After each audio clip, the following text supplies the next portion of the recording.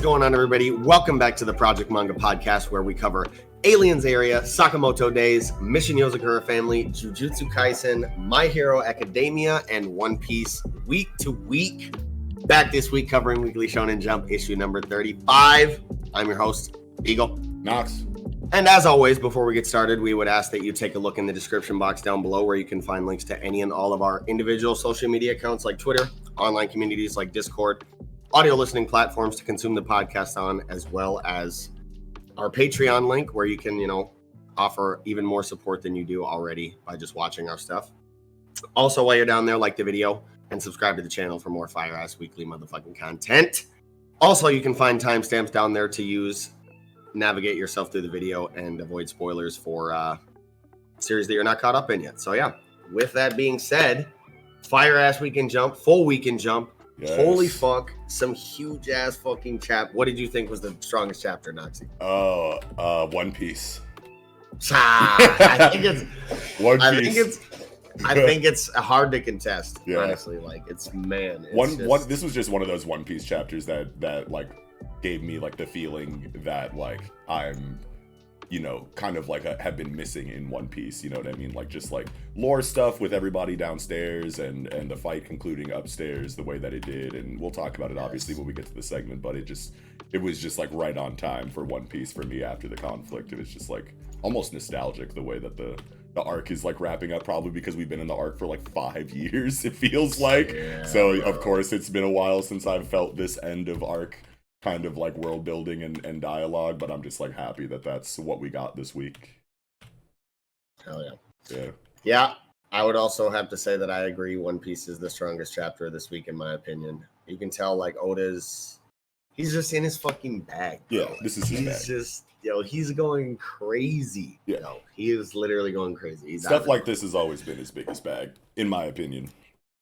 I was saying on my reaction, like, the craziest thing about this shit, like, Oda is really the king of jump. He's gotten the cover 2 weeks in a row. This is the first time, I think, in my knowledge, I've ever seen, since I've been keeping up with it, the same series get the jump cover 2 weeks in a row. Yeah, I guess I never really thought about it before, but now I'm wondering, like, how often that's happened. If there's any, jump heads in the comments that I'm sure will pull up and let us know any other times that it's happened, like, I might hit up like Axe or like Manga Crash in DMs after the review and be like, hey, when's the last time you saw this? Oda is really the king of jump, man. And the wildest thing about it is Oda still got the cover this week and Black Clover came back from like a 4-month hiatus. Yeah, that is. That's kind of crazy, yo. That's kind of crazy. Yeah, no, I legitimately didn't even think about it. Like Black Clover has been gone for like 3 months and is just now coming back and didn't get the cover. I don't know if that's the protocol for breaks or hiatuses or whatever. Like when you come back and get the cover, it sounds like you should. It sounds good, but I guess I just am not familiar with the history of that protocol. You would think one of the longest running series in Jump coming back from a 4-month hiatus would get the cover. One Piece got 2 covers in a row after a month hiatus, including a week where Black Clover came back from a 4-month hiatus. Yeah, no, that's funny as hell. That's kind of crazy. Yeah, that is super crazy. Oda is the king of jump. He really is, man. Aliensarea, chapter 9, man. First chapter of the night. Break the silence. And I don't know. This was actually a super fucking nice chapter for me. I like the light Tatsumi and Genji kind of vibe we got this chapter. Feels nice that Naba seems to be taking the time early to really like kind of build these relationships that we have and these understandings that we have of these characters and their personalities and kind of what drives them inside of these stories. So I love to see some Genji love this chapter, man. And we're building this senior senpai relationship that he's got with Tatsumi. Yeah, it's really good. Feels nice. I like you were saying, like they kind of like slowed it down so that we could get, some of this relationship building inside of the sector and the cast inside of the sector or whatever. Because like when you mentioned that a moment ago, I thought about like how many times I felt in manga that the side cast that is definitely there in our faces the entire time does usually, maybe not usually, but a lot of the times take a while to be fleshed out because either the pacing keeps the focus on the main character and the duder, and then it's really like those two show like in the beginning, and it's like really like high octane and fast paced, especially inside of like you know, action series like these or whatever. And then I think about how, like, you know, side characters that have been there the entire time that have really only been around as like support in battle, you know what I mean, with like, you know, a little bit of dialogue here and there finally get fleshed out like way later. And there's nothing inherently wrong with that, but there have been so many times I've been reading a series and been like, damn, we're just now getting info on this character, or getting, you know, relationship, you know, kind of chilled out like dialogue chapters like these, you know what I mean? It like takes a while to flesh some side characters out in this way with the main character. So I appreciate that we got it really early right now. Like the 10 chapters, you could tell Nabufusa is trying to, you know, establish a good cast relationship early, which feels really good. Yeah. And yeah, I don't know. I thought it was super interesting as well to learn that UFOs that we would think of as UFOs are considered actually like kind of outdated and archaic in this narrative. You know what I mean? Oh, yeah. And that we're actually going to get to see kind of all types of cool looking spaceships probably going forward that could literally be like disguised as anything. Because this one we see in this chapter is just a fucking phone. Right. You know what I mean? Yeah. And I feel like I'm going to be scanning every panel going forward. Is like, is this fucking shit a spaceship? Oh, fuck, is this a spaceship? Like, yeah. No, hey. For sure. I like how it's like giving us, you know, story that's kind of like centered around like more mundane, you know, what, I can't remember what the name of their organization is off the top of my head right now. I don't have it memorized, but like sector whatever. It's literally on page Foreign Affairs 5. Yeah. Yeah. There we go. Yeah, Foreign Affairs 5. Yeah, we begin these like. Yeah. Okay, so we're like kind of like showing, you know, what it looks like in non-battle scenarios to deal with aliens, you know what I mean? Like, which is really cool, because when you kind of like take a moment to kind of like chill and like focus on like the mundanity of this job, it really gives more life to the alien situation in the story, you know what I mean? Because it's like, okay, yeah, we have to fight the bad ones, but then the ones that aren't really bad, you know, like we're writing him a ticket for parking violations. It's like, okay, so that's what that looks like in this world. You know what I mean? We're seeing him write a citation, like, you can't park your UFO here. That's something that we have to deal with in Foreign Affairs 5. And this is probably like the norm. You probably have to do stuff like this more often than fighting aliens, which is just a great dynamic to kind of establish in the story. Not that it's just going to be boring paperwork kind of storytelling all the time, but it's good to show us early that this is what the world kind of looks like, because it does wonders for the world building. First of all, it just makes it feel that much more real. Like, I feel like we're so desensitized to just like battle manga that it's just like it's just like one fight after the next one all the time, and that's like kind of like what we should be focusing on, type shit. And it's like kind of hard to really feel the world. It's harder to give your world a living and breathing state when you're constantly in like back-to-back action, even if it moves the plot. You know what I mean? So like getting a situation like this where this alien isn't necessarily a bad guy, he's kind of a dick, but I mean, like, this is a new alien. He hasn't been here for very long, so he doesn't understand, you know, the etiquette, you know, or like humanity, you know, how they kind of like converse with each other and deal with things. And this dude's like talking shit to, you know, to Tatsumi, like, oh, you're a new guy? You know what I'm saying? He's like, yeah, you got to move your vehicle. And he's like, why? Why do I have to move it? Why do I have to listen to you? And he's like being like super aggressive and like imposing and threatening. And it's like, how long have you been here? Like, this is like a new guy. This is a tourist. This is the tourist situation. He fucking spits at him and shit, and it's fucking acid. It's like, that's not how you're supposed to be behaving. But how would this alien know that? Because he's brand new here. He's literally a tourist. The aliens that have been living among us for a while, you know, would probably know that this kind of stuff is like not kosher. You know what I mean? Like, you can't really like behave this way for just being told to move your car. You know what I mean? So it's cool that these are the kind of interactions and world building that we get when there's not action. Yeah. It just makes the world feel alive to me. Yeah. I would think that he's been here a little longer than he's implying, only because on page 17 here, we do get Genji saying to Tatsumi, top left panel on page 17, he's supposedly that alien didn't know about. He says, "Did you see how that alien bowed? Supposedly that alien didn't know about Earth, but I ran a background check. Right. That alien knew it's illegal to go to park there. So it's kind of implied that he's been here for a little bit he longer. He was been here longer than he was saying. Sure. But like, I do fully like ingrained into society. Exactly. Like the aliens that we know have been living among us for years to decades. You know, like they understand human etiquette and just human nature enough to exist with us without issues like these. Because this was pretty awkward. Yeah. But I do love what you're saying about, like, you know, how Naba is showing us these more mundane situations inside of the job, you know, with this like potato farmer guy that we got last couple chapters who was like farming, you know, doing whatever so he could make sashimi. Yeah. And they came up to him like, bro, like you're fucking with our crops. And he's like, oh shit, my bad, bro. Like, I didn't mean to do that. And then, that was the whole conflict resolution in the chapter. Right. And then even Tatsumi was like, wait, so like not every alien like situation that we go to is going to be like a mortal threat. I'm like, nah. Exactly. Like, yeah. And then we get this one inside of this chapter where still kind of a relatively mundane interaction, but one where it's a little bit more lightly confrontational, right? Where this dude is kind of like being a little bit belligerent and argumentative. And like you said, he kind of like spits and he's like, the fuck, I'm supposed to follow your rules. Yeah. But he's not necessarily doing anything that's too out of pocket to where you can really activate and like, you know, apprehend his bitch ass or whatever. Yeah. You know, the Genji just kind of had to come in and flex his seniority and really spit some laws and shit. Like, yo, calm down, buddy. Yeah. Chill out. Before we really fucking put the cuffs on you. Yeah. But, and it's like, what are you spitting acid at people for anyway? Like you must really, like, he has to know that his spit is acid. Like, what does it not burn people of his like alien race? Is it just like regular spit to his people, or like does it burn anything that it comes in contact with? Because if so, then like he was trying to fucking seriously injure Tatsumi by spitting at him.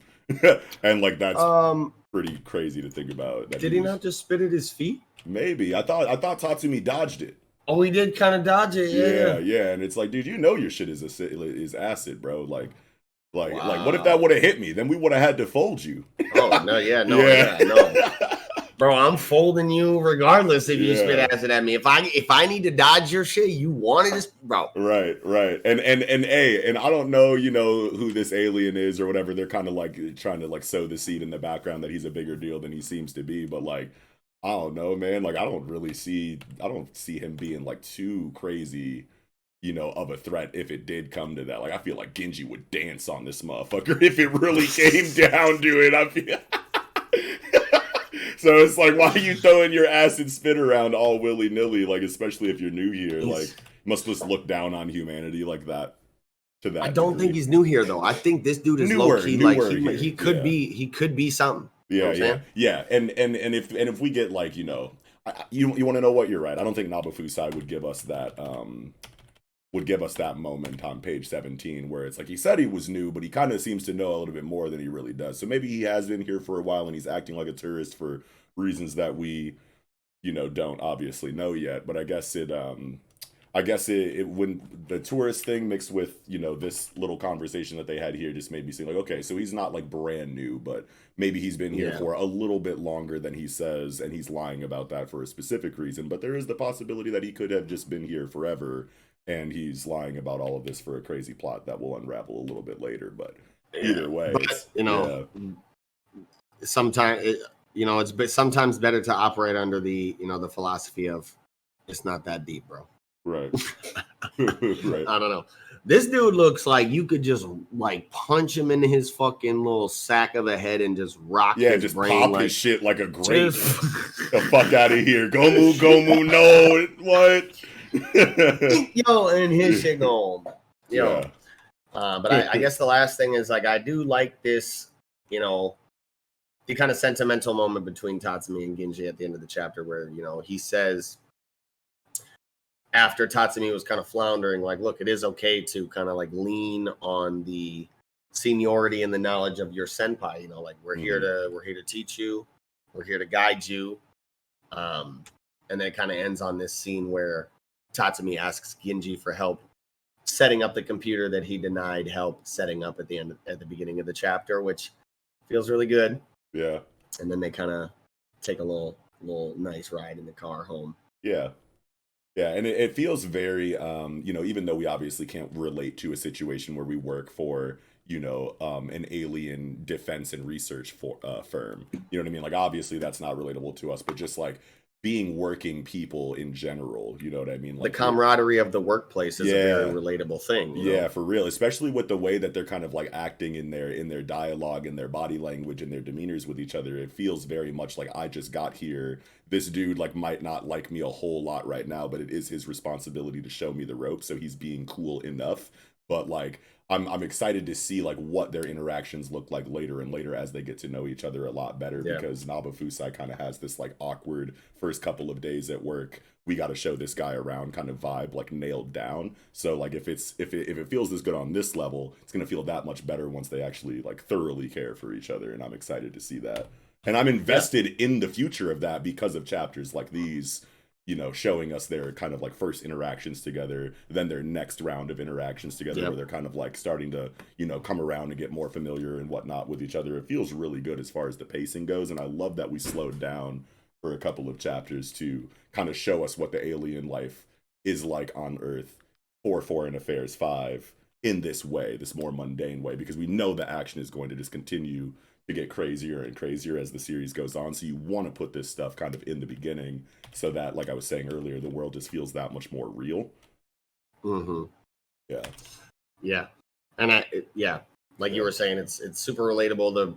The workplace thing, super humanizing for them. And this is like exactly how it goes, like where this is kind of the early stages of a new job where you got these coworkers and they don't know you don't know them. You're kind of, just trying to bridge that gap. Like, what's up, bro? You need help setting up that computer? Yeah. And, it's exciting to think about later on, like you said, as they get to know each other, what their interactions will be like down the line in the future. Like maybe, I'm excited to potentially get this conversation where Genji actually does talk about his ex-girlfriend with Tatsumi, and they kind of, bond emotionally much deeper, and that character conversations. Bonding. Yeah. Conversations with Shiraku or what's the hat girl's name, Right. We'll have them all memorized eventually. Yeah, it's still pretty early, but I bet you the next time we get scenes with her, it'll stick. But yeah, bro, like having like the relationship seed of this last page. Like, I should never take the expressway. It reminds me of my ex-girlfriend. And it's like, if they decide to talk about the ex-girlfriend, like next chapter, for some reason, I know he says, can I ask about that? And he says, no, absolutely not. And that's good, because you definitely want to like leave that dangling, because that will be payoff later. The longer you kind of leave that dangling and the more you kind of reference it before you actually give the legitimate dialogue, monologue scene, whatever, where he goes into his ex-girlfriend, because we're eventually going to get that. But it's all about like when, you know what I mean? And like it's gonna be down the line. Yeah, and I hope that it is down the line, because like it's too common, I feel like, where you get a situation like this where it's like, I should never take the expressway. It reminds me of my ex-girlfriend, and then they immediately go into the oversharing of that thing, and it's like, dude, I just met you like last week. Like, like, I don't know. It just feels better when you kind of like lay that thread down and let it dangle, and then maybe reference it a couple more times at later, various points in the story before you actually commit to it, and it'll make it feel that much better. So yeah, well, it's like you get to know a coworker, he says this and you just kind of leave it there.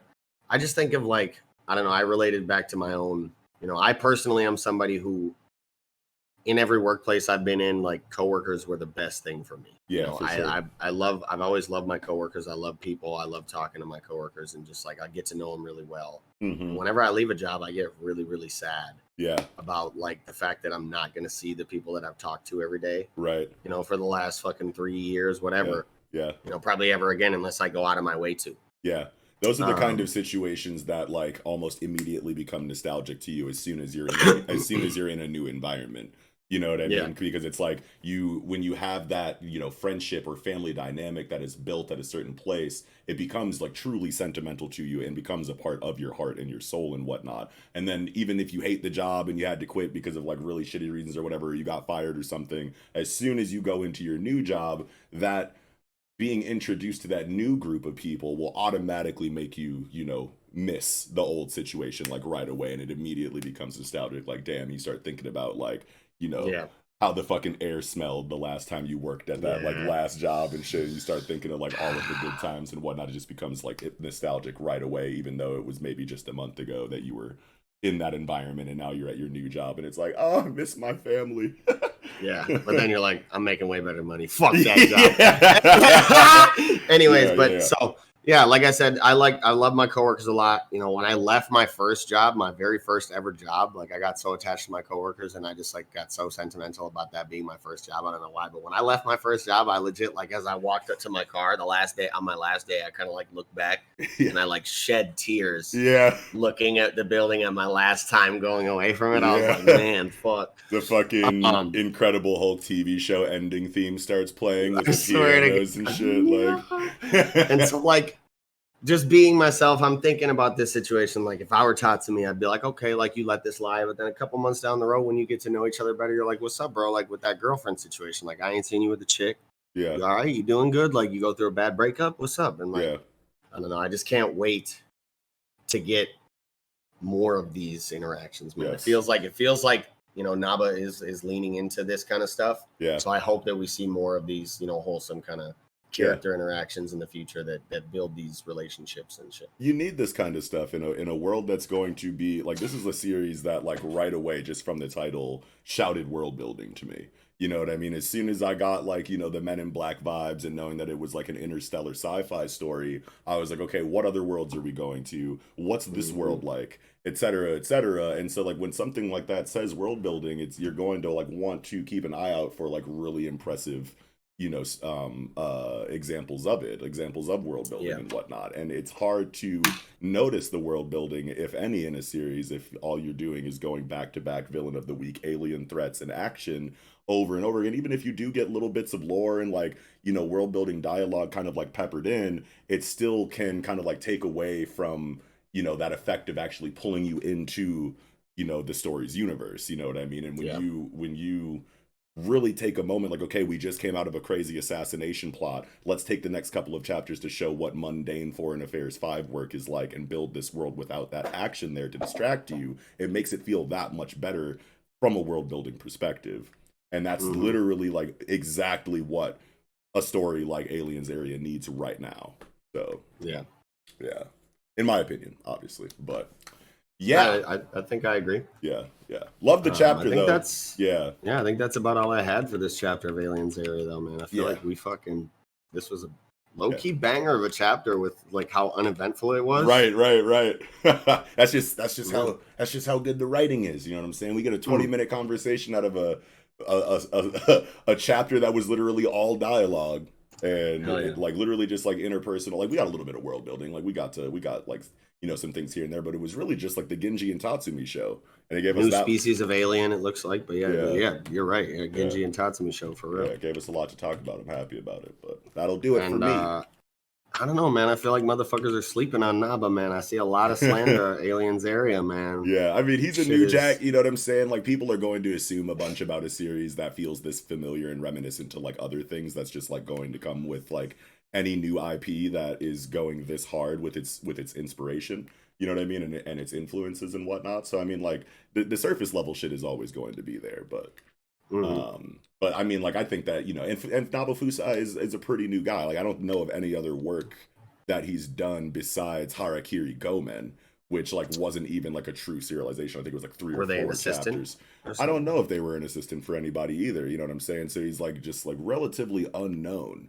You know what I mean? So it's like you got a new Jack in the city with a story with a story that, you know, is a lot of people's introduction to the mangaka, and they're taking a very, you know, familiar route with, you know, the concept for their story. So like, yeah, I already knew like right away as soon as I read the first chapter, I was like, surface level Twitter is not going to fuck with this.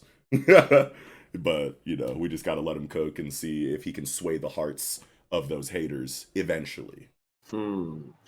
I don't know how you couldn't love Men in Black the manga. As long as he does, you know, gets in his bag and kind of does it like quote unquote like right, you know, who's to say what right is, you know. You would say that like right is how the author envisioned the story being told, but there are, you know, objective storytelling arguments to be made in terms of like what's good, what's bad, what, you know, I don't know, based on past patterns, but a lot of it is just like it's all up to interpretation, right? It is all up to interpretation, and I feel like a lot of it is just like the axe history of Weekly Shonen Jump inside of like, you know, like a lot of people, you know, feel like they have an idea of like what will make it in Jump and what will be successful. So when they see something like this, you know, like I could totally see people being like, oh no, it's too derivative, it's too, you know, like it's too gimmicky, you know what I'm saying? This gonna get axed for sure. And then like because of that axe history kind of influencing their perception of like what a good and successful, you know, manga in Weekly Shonen Jump looks like or feels like, people will be quick to kind of like dismiss something that doesn't immediately have those qualities in their mind. You know what I mean? Yeah. So I get that too, but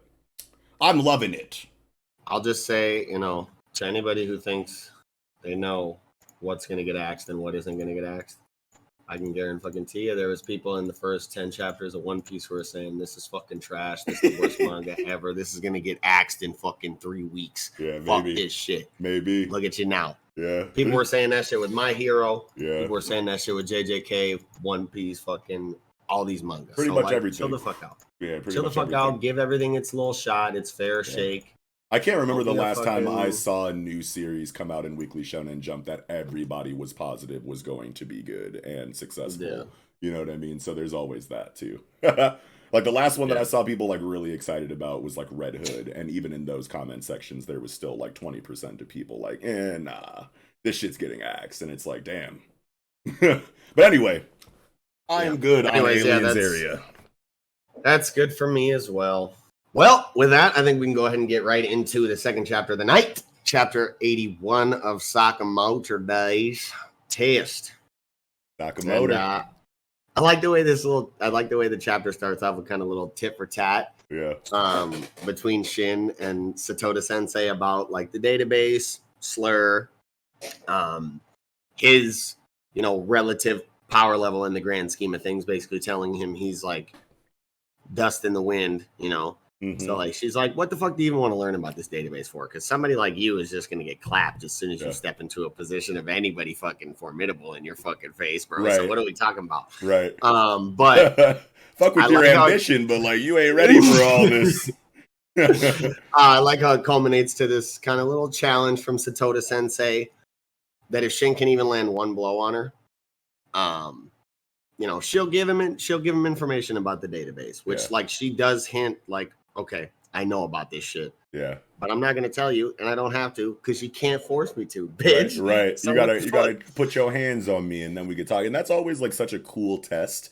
I feel like that's a very common, used very often, kind of like, you know, hurdle that, you know, a character will give another. You know what I mean? Like if you can land even one hit on me, then I'll do whatever it is you want. And it's like, okay, so we have a very clear goal in mind. We're gonna get what we want if we do that thing. But why are you creating a condition that sounds so easy? Oh, it's because you're fucking mind-blowingly raw and cold, and I have actually no chance of doing this. It's like Sukuna versus Jogo in Shibuya Incident. Like, if you can land even one hit on me, then I'll do what you say. The fucking the what is it? The ball test in the Hunter exam with fucking you know, Netero and Killua and Gon, or even Hisoka. Yeah, Gon and Hisoka. If you can land a hit on me, then I'll take give you your badge back, or I'll take the badge back. Yeah, from Zevel Island or whatever. And then even the fucking bell test in Naruto. It's all like the same shit, and it never gets fucking old. Yeah. And that's what I was saying. Like, I love how we're seeing these like kind of these old sensei, these old head veteran sensei tropes from Satoda Sensei. And the reason I love it so much in particular is because like all the cases you just named, you know, 90% of them far and away probably are like male examples. And I love that we're seeing that kind of little bit of subversion from Sakamoto Days, where we're seeing all those tropes in a female character, which is something we don't see too often. Yeah, wow. I feel like the only other example I can really think of is Genkai. I don't even think Genkai did anything like this, though. But Genkai definitely is, you know, a female character in that position, which is unorthodox. But I don't even think that Genkai had a, like, if you can land even one hit on me, Yusuke, you know, then I'll, you know, I don't think we ever got that moment from her. But it is cool that you pointed out how rare this situation is, because I legitimately didn't even think about it. I talked about it on a previous show. I think you were off of it, you know, back thrown out. I think it was just me and Mello, and I Yeah. was mentioning how I love that we're seeing these tropes inside of a character that we normally wouldn't see him inside of, in that she's a female. Yeah. So yeah, I can't wait. I've been loving Satoda, and I Yeah. just can't wait to see more of her going forward. Another thing to that point too, like I agree with you wholeheartedly about this character 100%, but another thing that just kind of like came to mind after you said how rare it is that we see this kind of situation in a woman in manga, it's also the dialogue too. Like, I teach children how to be killers, page 4. I teach children how to be killers, Yep. but I don't want my students to die. We were attacked by him before. Even family isn't off limits to him. I want to know how he wound up like that. Or wait, I think that might be Shin saying that actually. That was Shin saying Yeah, that. yeah. But either way, wait, so is this him saying, I don't want to see the people I care about die, that's why I'm here? Right after that, she says, I'm surprised he can speak. This has to really hurt, because she had his arm jacked all the way the fuck up. Yeah, okay. So I thought that all of this was her dialogue. Everything after she says, but I don't want my students to die, and Akira says Shin, and his little ... I think everything after that is him speaking, and especially because Satoda has this little tiny ellipses dialogue bubble where it's just ... She's kind of just taking in what he's saying. Yeah. No matter how dangerous it might be, I don't want to see the people I care about die. That's why I'm here. Yeah, I'm surprised he can speak. Yeah, for sure. Okay. Because man, wait a minute. Isn't there was another point of dialogue, right? Where she's like, it's crazy because I raise killers from birth, but I don't want any of my students to die. Like, she like repeats the shit again, I thought. Oh, well, no, I believe she just says that on, I teach children, it's ironic, I teach children how to be killers, but I don't want my students to die. She says on page 4. On page 4. Wait. 4. And... Oh, okay. Yeah. There we go. Okay. So I thought, okay, I'm like all over the place with this chapter. I totally thought that the I teach children how to be killers, but I don't want my students to die dialogue came later. Like, I thought like she kind of like reiterated it like multiple times. That's why like the point of what I was saying is that like she's giving like kind of like main protagonist dialogue as a brand new character in like an old, sensei like kind of position, and it just felt like so youthful and so tenacious, like a main character would say. But now I'm seeing that Shin is the one that's actually saying all of these things, and it's like, oh, okay, well, there you go. It's literally the main protagonist saying these things. Okay, so scratch that thought, I guess, but yeah. But either way, another thing, this is something that Mello and I had talked about on a previous show. Like, we were talking about, we were kind of hoping to see maybe Shin attempt to read her mind, and maybe we would learn about high-level assassins having a skill that blocks their minds from being read, or the ability to block their mind from being read. Right. And as much as I would have loved to have kind of learned about something like that, or learn about the database as soon as possible. Yeah. I also really do love to see kind of Shin's resolve here in this situation too. Yeah. Instead of trying to take the easy way out with his ability, he resolves to, he really takes her dialogue to heart in terms of like him. She tells him like, honestly, like, bro, you're not shit. Like, you see me folding you effortlessly. Right. And I'm a fucking teacher. Like, I'm not even like, I'm not even in the field like that. I'm retired. I'm not in the field like that. Exactly, bro. I'm so retired. So I love his resolve in terms of saying like, I'm not going to read her mind. I'm really going to try and see this through and win her challenge. Honestly. Yeah. And that's crazy to me, because I remember like as soon as she gave up any like hint that she knows what's good with this library, I was like, oh, she's getting her mind read right now. I was like, you blew it. You shouldn't even let the cat out of the bag a little bit, because my man's about to just get all that info right now. And then like finding out that Shin was like, I don't want to over rely on my mind reading. I was like, okay, like that's good, I guess, for like the plot, because you don't want to give us this information earlier than when it's going to be, mind-blowing, big reveal kind of like situation or whatever. But at the same time, it's just weird that it was kind of like delivered in this way of Shin deciding not to read the mind, because I'm like, okay, yes, honor and, you know, for the sake of your own growth and like not wanting to over rely on like extra, you know, normal, you know, situation of your mind reading to get information that you need, like whatever, like that all sounds good. But one, that's your fucking bread and butter. That's what you fucking do. And two, this is fucking Slur. This is not a game. This is not a motherfucker that you can just, you know, kind of honor and pride your way through for the sake of the growth and development of your character. Like this motherfucker killed like 70% of your organization recently. like literally, like that was a plot point that Slur was assassinating assassins in mass. You know what I mean? Like that's a big deal. And I feel like not enough people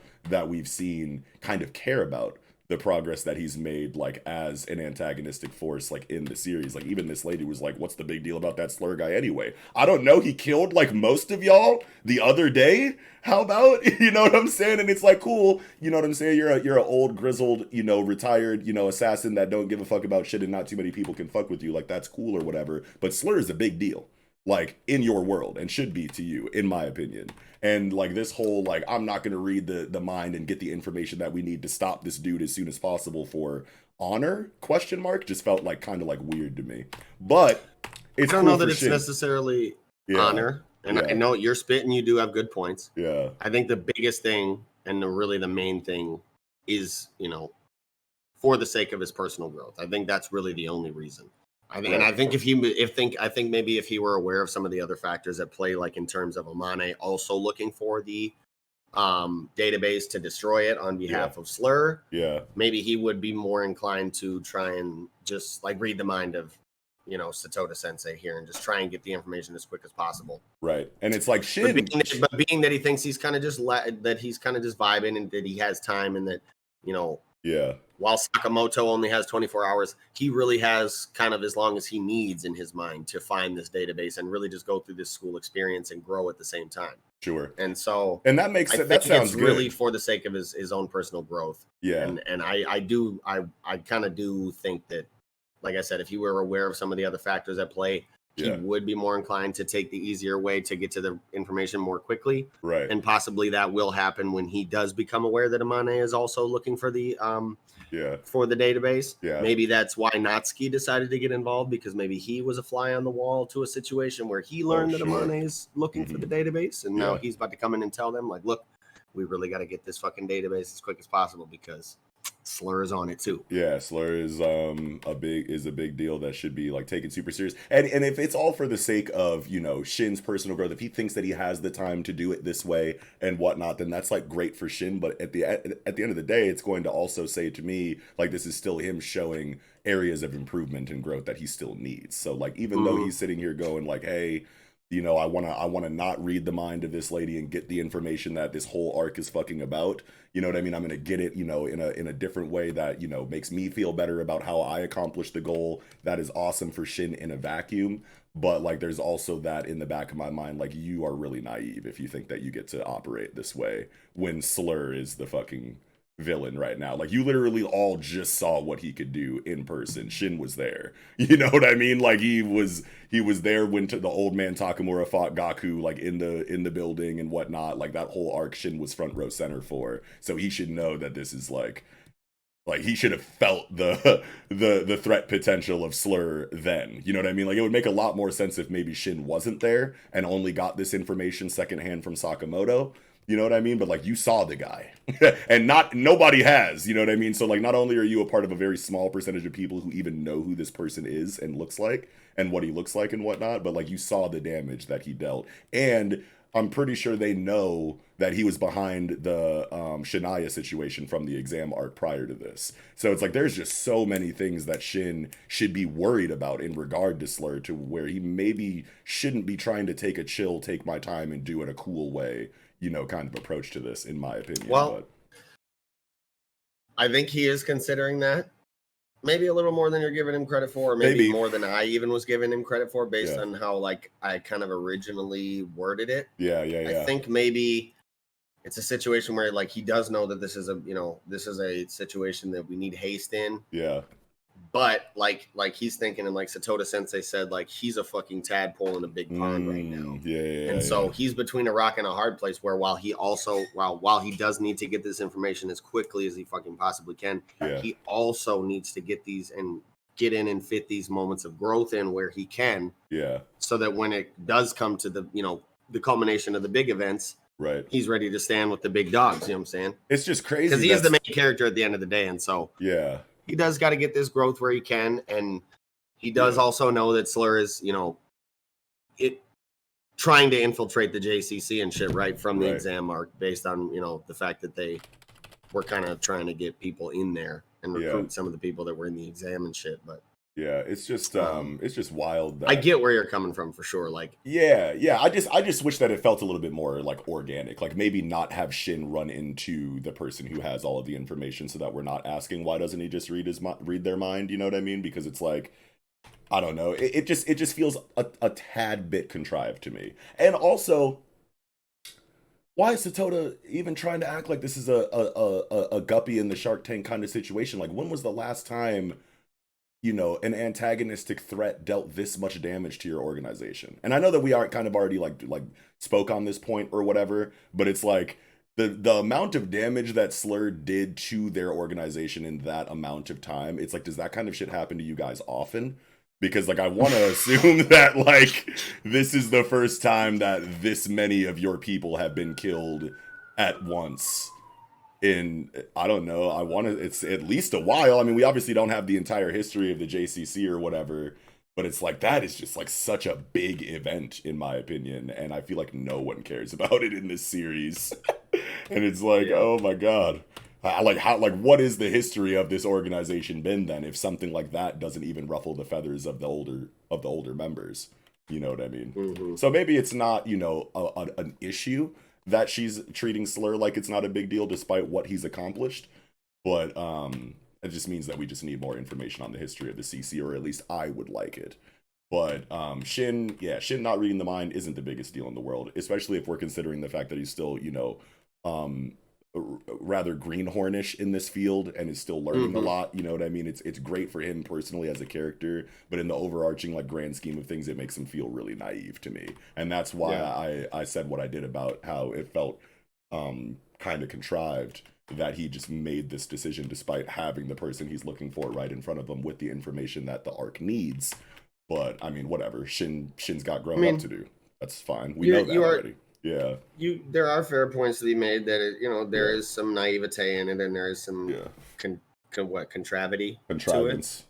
Contrivance I think to that's it. I think that's the word. Contrivance. Yeah. But like you said, he's been and like I kind of talked about, he's got to grow a lot in a very short amount of time, and he's very fucking green right now. Yeah. So. Yeah, for sure. And I'm just like looking up, what was I just like searching early for the last scene or whatever. And there's still a lot more of this chapter that we have to talk about, obviously. But I just like went to the last page or whatever with this guy. And when I saw, I was trying to look him up. Seba. Seba, yeah, Natsuki. Yeah, Seba Natsuki. I thought it was hilarious that fucking even Sakamoto got fucking like PTSD when Shin brought up Satoda Sensei. Yeah, he was like, oh. You should be able to handle a teacher pretty easy. They're, they're hoes. And he's like, which one is it? And he was like, I think it was Satoda Sensei. He's like, things back to him and fucking Nagumo and all fucking hemmed up, like, and Rion sitting there like, Nagumo's like, get her ass too. What the fuck? Get her ass too, bro. Yeah, like. Yeah. It was funny as fuck. I love how Akira was on go like right away too. He was like, "What's this? An assassination permission slip. It's a license to target a specific person at the JCC for 24 hours. We use them for seniors taking their graduation test. Oh, there's the bell. Good luck. Bye." And then Paige turned into Akira like, "Where are you going?" Yeah, I was like, "Okay, lady, let's fucking go."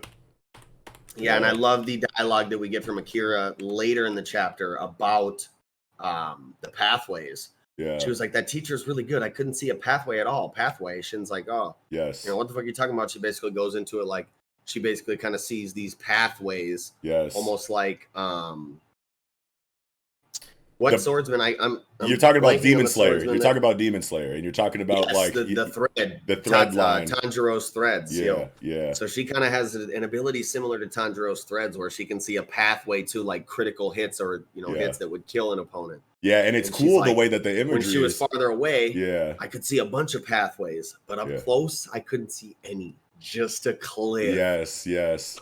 The imagery is like already like speaking to me in regard to this like passive, The pathways. ability that Akira seems to have as far as like seeing legitimate routes to kill your enemy visualized in front of you with these threads. And it's like, yeah, from this distance when I can't feel their immense fucking malicious intent and experience and like pressure wave that we know that Satoda is emanating and radiating There or looks whatever. to be a pathway. Yeah, it's like, okay, so from this distance, it's like, yeah, I could see like 4 or 5 different ways to kill this bitch. And then, well, once I get up on her, it's like all of those things vanish and it's just a fucking chasm.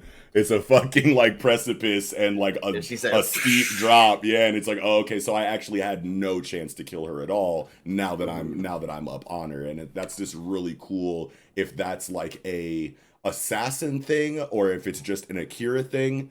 That's a really cool thing to think about. This is the first time that we've kind of seen it, obviously, because this is the first time that we've really, like, I feel like we haven't gotten like, I mean, besides Sakamoto, well, actually, I guess a lot of high level assassins have kind of like fought at this point in the series, but we haven't really gotten like an introspective like POV of like exactly how they're interpreting the situation. It's just raw action and they're just doing things. But Akira is like who we're kind of like focusing in on and getting her thoughts for. So it makes sense that we get this kind of like look into, you know, her perception of things and whatnot. But I do wonder if this is a thing that like assassins can just do, like if this is just like an aspect of assassination or if it's just an Akira thing. I think we get hints that it is here because we get this chilling moment on page 17 here where Akira kind of sneaks up on her and she's like, I see it. And then she's like, oh, wait, that's a pathway to me getting killed. Yeah, and that right was in between those awesome. two panels, Satoda Sensei says that line and she says, you see something, don't you? Yeah. And right after that is when she realizes like, oh shit, that's the pathway to me getting killed. Yeah. So that's a hint that like either Satoda Sensei, you know, can also perceive these pathways. Yeah.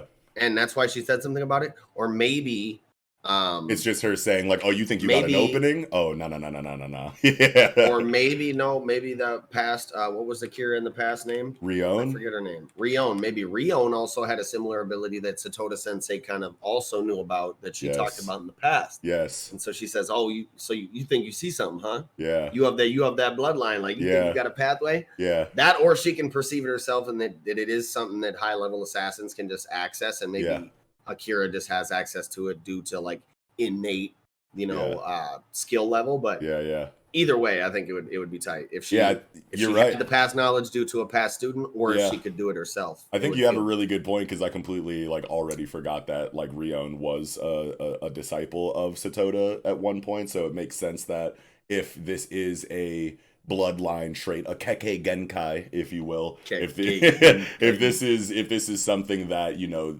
Akira, Rion, and anybody else, you know, in their tribe, ilk, clan, whatever, can kind of do, then it would make sense that Satoda would know about it because she trained Rion. So I think it's either that or it is something that, you know, higher level assassins just have access to passively, just, you know, from being in the field for as long as they have, or just like being natural born killers, however you want to explain that makes sense too.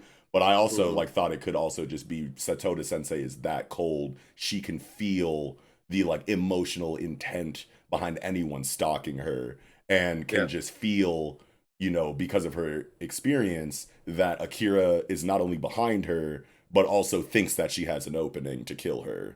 And that's why she's making a comment like, oh, you think you can, you know. But I think that the dialogue, you know, feels a lot better with what you said, because she specifically says, you see something, don't you? Which heavily implies one of the other two options and not like she's just cold and, you know, knows that Akira is trying to take advantage of what she thinks is a weakness or a blind spot. So I like that. I like that a lot. Oh my god, the chopsticks though. When Shin was like, she's got both of her hands full, I'm pulling up, bink, yo, and seems to like maybe even like fracture one of the like knuckles or like you know, index finger bones or something because she tonks. And then he's like, oh, and then there's like a jolt of pain. There's not like a crack sound effect or anything, so maybe it's literally just pressure. The squeeze hurts that much. But like you never know in an assassination school. Like they might just break your bones and not care. Yeah, right. No, Yeah. definitely. They'll kill, dude. They'll clap students. We Yeah. literally got the fucking teacher that was about to clap. Oh, yeah, fucking Shin Yeah. or Akira. I can't remember which one of them. Like, he was literally like pulled out the blicky, like put it to his dome, Yeah. and was literally about to blow his brains out. So like casualties are like shit. Yeah. A regular thing in this course. Yeah, You know, for it's sure. brutal. Yeah. I'm pretty sure we got dialogue that like a certain large percentage of the students like literally don't make it through the program because like they die. They just you know? die. Yeah. Or they quit and leave. Yeah, because it's too brutal of a program. But yeah, this whole montage we get of like kind of the failed attempts Yeah. from Akira and Shin Yeah. were funny as fuck, man. It's just like really showing how formidable and like kind of like indomitable Satoda Sensei is. Like, Oh, yeah. she's really just chilling, vibing, just not even bothered, like eating her ramen, boom, chopsticks his knuckle. Like that shit would hurt so bad. I can't even Yeah. get over that. She's got to be able to do shit like this. Otherwise, it wouldn't warrant the response that we got from Sakamoto. You know what I mean? Yeah. Like, Sakamoto was just like, oh my God, it's Satoda. Like, almost like that's the one teacher I didn't want it to be. You know what I mean? Well, no, for sure. Yeah, and so, like, you have to have her flex like this after a scene like that in order for us to really drive it home. Like, okay, Sakamoto was worried about this character, so she's got to be able to do shit like this. Yeah, exactly. Yeah, and I can't wait to see how Natsuki's gonna get involved, because at the end of the chapter here, we get him also saying like, "All right, I'm gonna get involved in this shit as well." So I mean, his invisibility could definitely be a huge linchpin in the whole thing. Yeah. But if it's getting to feel kind of cheap, man, they trying to 3-on-1 my girl now. Yeah, You know what I'm yeah. saying? Like, yo, chill out. Like y'all are easy mode now. She's probably with that shit. She's probably like, fuck yeah, I haven't felt like this in a long time. Like, yeah, bring it on, She's about to puppies. be like, Yeah, she's probably waiting for characters or for New Jacks with this, you know, level of potential to. I keep saying New Jacks. I don't know why I keep saying New Jacks, but she's probably waiting for, you know, newer people to have this kind of energy towards her. It's probably been a while since she got to turn up like at all. You know what I mean? So she low key been missing Taro and Nagumo. yeah, and this is definitely going to be vibes like that, because if you look at it, it's like they're like similar aesthetics and character design to the old team. Like you got, you know, Seba, who looks like Nagumo. Akira obviously looks like Rion, and then Shin is obviously, you know, fucking Sakamoto Jr. Yeah, so it's just like cool how it's kind of, she's probably got like all kinds of nostalgia waves pulsing through her shit. Like, oh man, this takes me back. These kids, this particular group of kids is taking me back. She like hears them sneaking up as they're eating the ramen, as she's eating the ramen, and she's just like, yeah, right, yeah. Good grief, man. It's been a while since I had that. And then what if she like shoulder checks Akira through the fucking wall or some shit? Oh no, she just like whips her. She just like grabs her and throws her. I thought it was like a Shen body check from like Undead Unluck or something like that, but nah, she just grabbed her and whipped her through the fucking wall.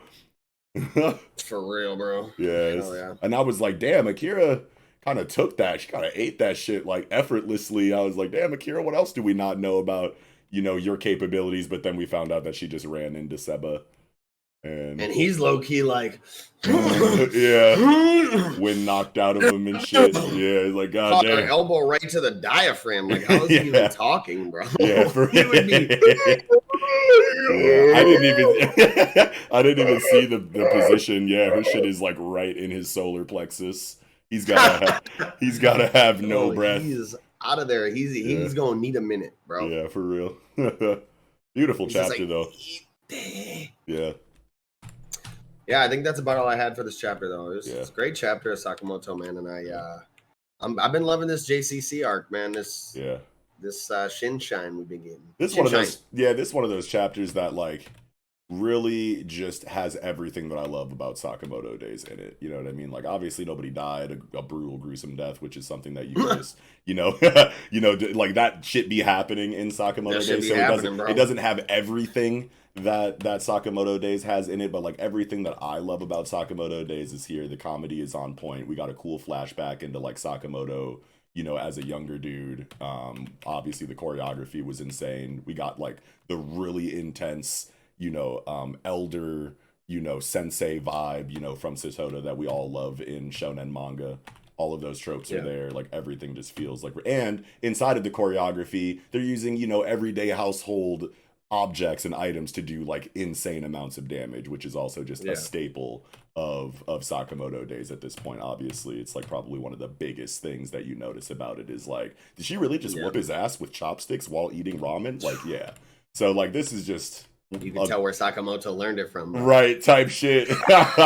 Or maybe that's just like a, you know, like a general, like, if you're gonna be a fucking top class assassin, you got to be able to kill anyone with anything. Like maybe that's just like a, you know, like something that everybody like has to learn to do. I feel like that's an assassin type. Like there's like, you know, there's the weapons types, and then there's like the hand-to-hand types, and then there's like just the fucking I'm gonna use whatever's around me, like the improvisational types. Yeah, for sure. And that'd be cool if we got like a thorough, you know, expository breakdown of the different kinds of assassin classes. I feel like we would get that in an arc like this if that was the thing, but I think that they might just be going for, you know, the idea that like the best assassins can just make anything a weapon, and that's how you know that you've ascended to, you know, the top tier, when it's like I could kill you with a fucking laptop or computer webcam or something like that, you know what I mean? Like once you're there, you've graduated or something. Or with just like a claw hammer, and I'm not even bashing your skull in with it, bro. Like the other chapter when fucking two chapters ago when Shishida, it's Shishida, right? Shishiba.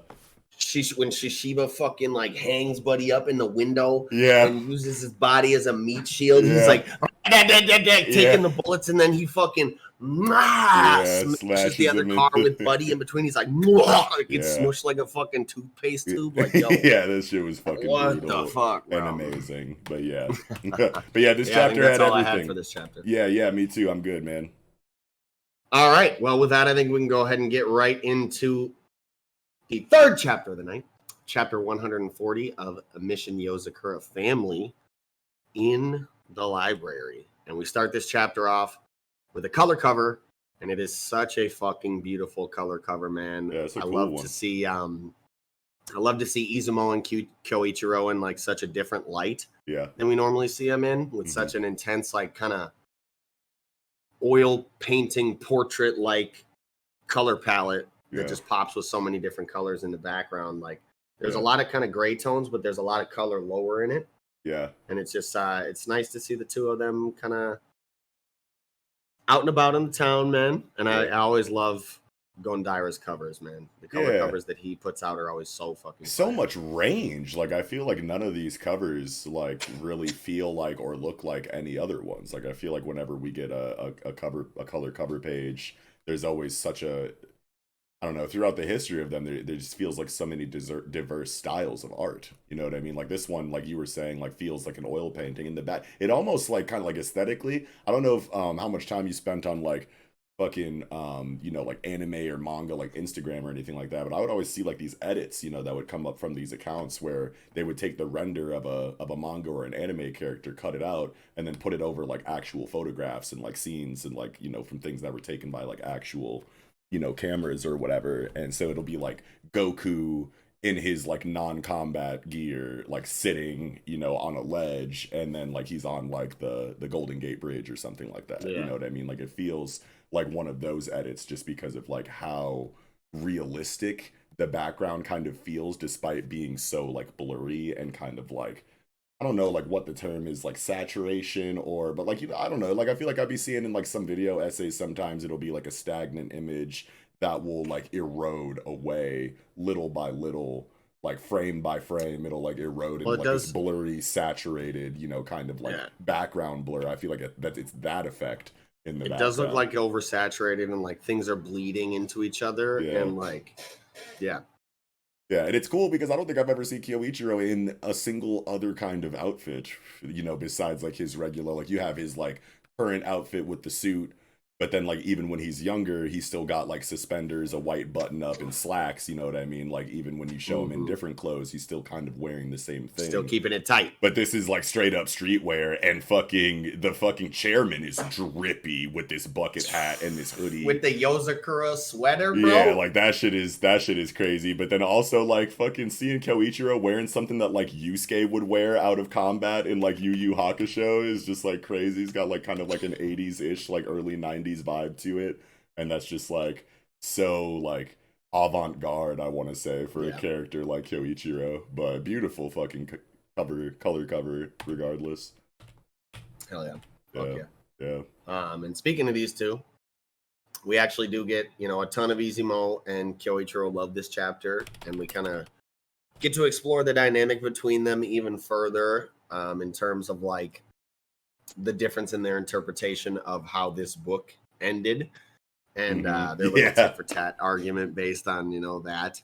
So that's just such a genuine and hilarious moment that we get between the two of them. Yeah, it's tight that we get and I love that. to see that character and relationship building from Gondairo. You know, we were talking about that in the Aliens area segment. Yeah.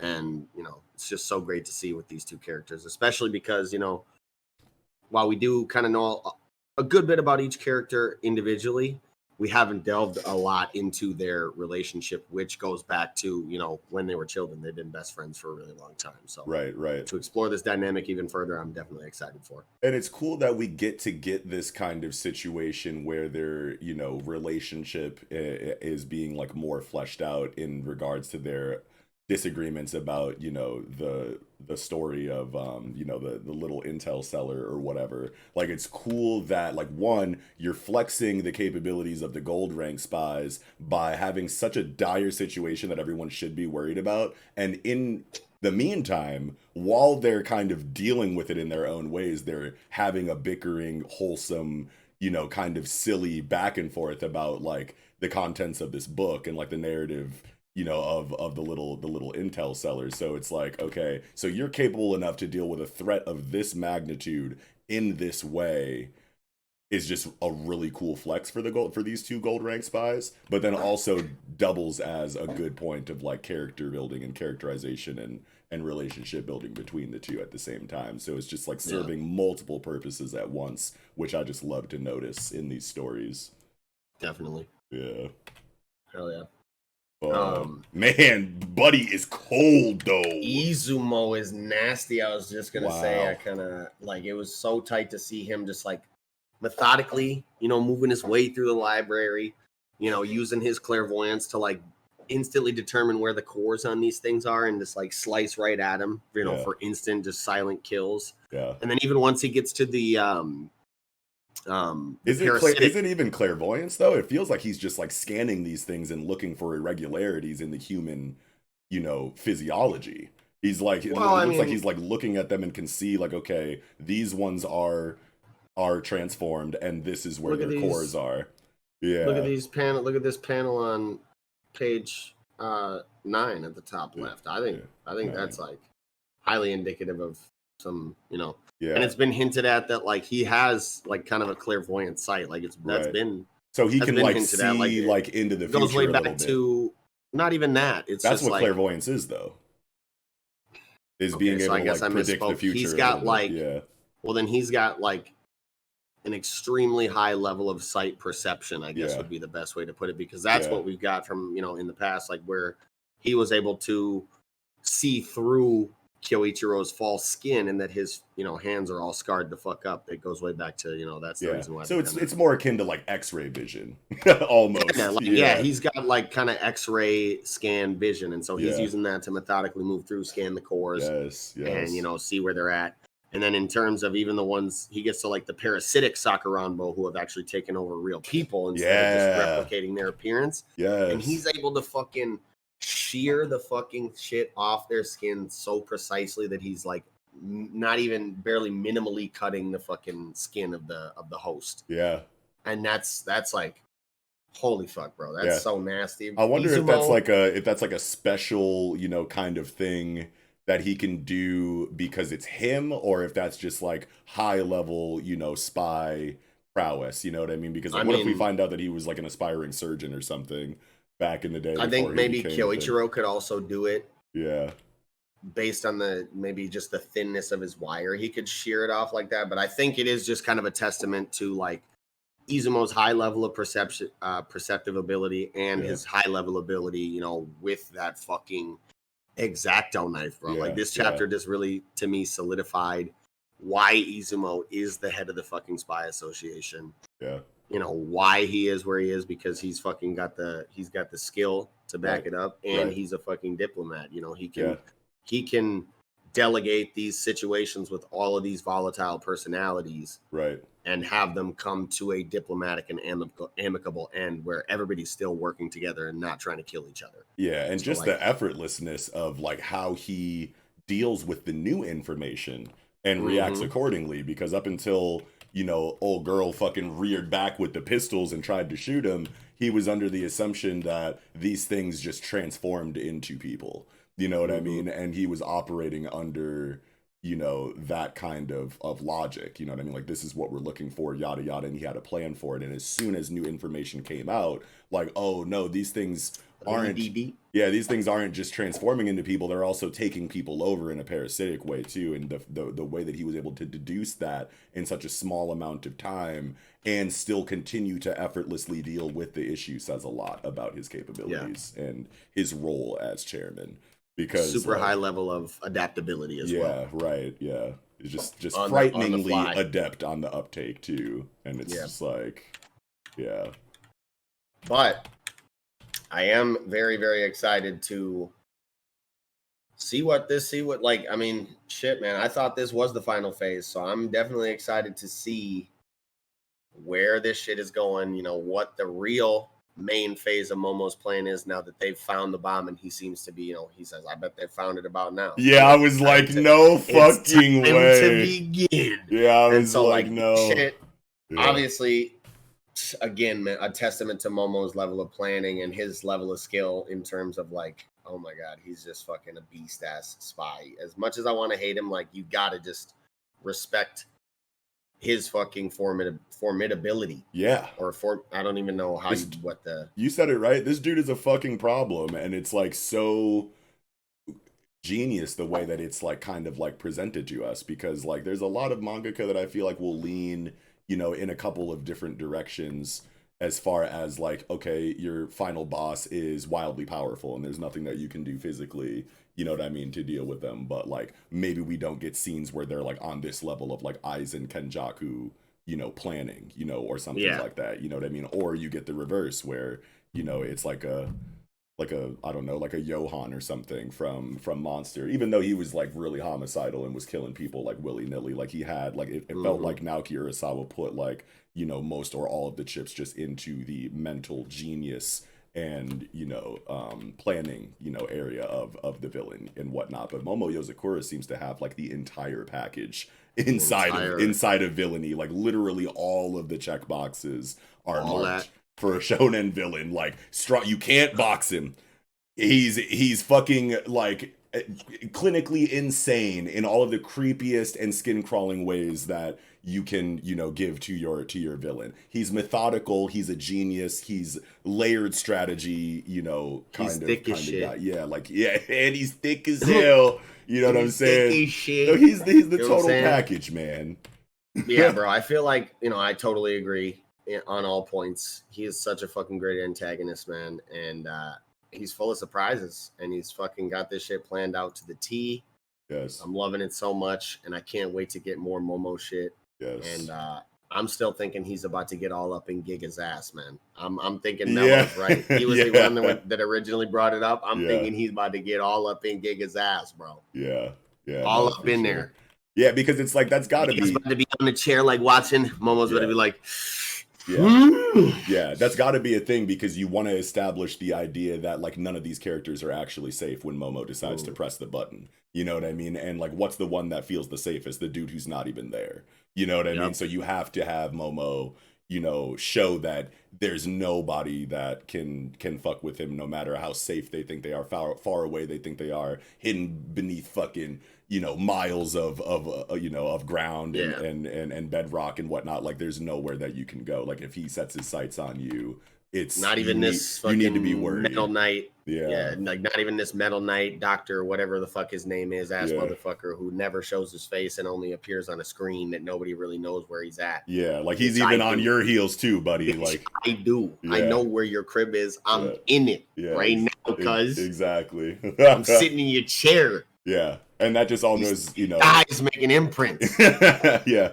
Yeah, it's just like you have to make your, you know, villain feel as overwhelming and scary as possible, and to do that you can't have characters that are in his sights but safe from him.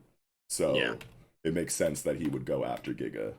And have Go Daira make a point to say, like, no, we got this guy too. Like Momo is that has it that covered. That like not even the super secret guy in the chair is safe. Yeah. At the end of it, like it's gonna culminate to them like being led to the main corridor, the main chamber of the Spy Association, where like that big ass screen is, and then like Giga's about to be just like crucified. You know what I'm saying? Like that would be there, you nuts. know what I'm saying? That would be fucking insane. Staked head on a stake or some shit, bro. Yeah. Like, yo. And it's crazy that insane. like we're getting chapters, you know, with these gold rank spies and these just really high level spies, the highest level spies in this story's world.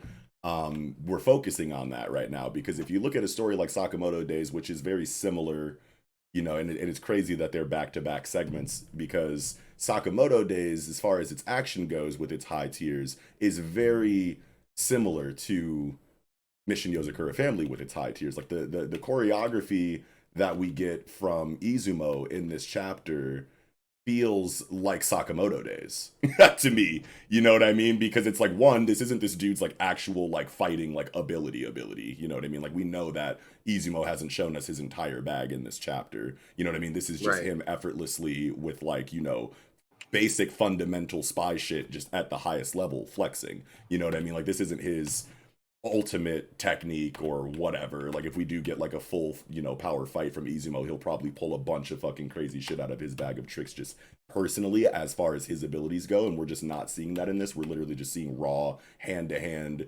effortless dealing, you know, with these bomb parasite things. You know what I mean? And it feels a lot like Sakamoto, especially on like page 11.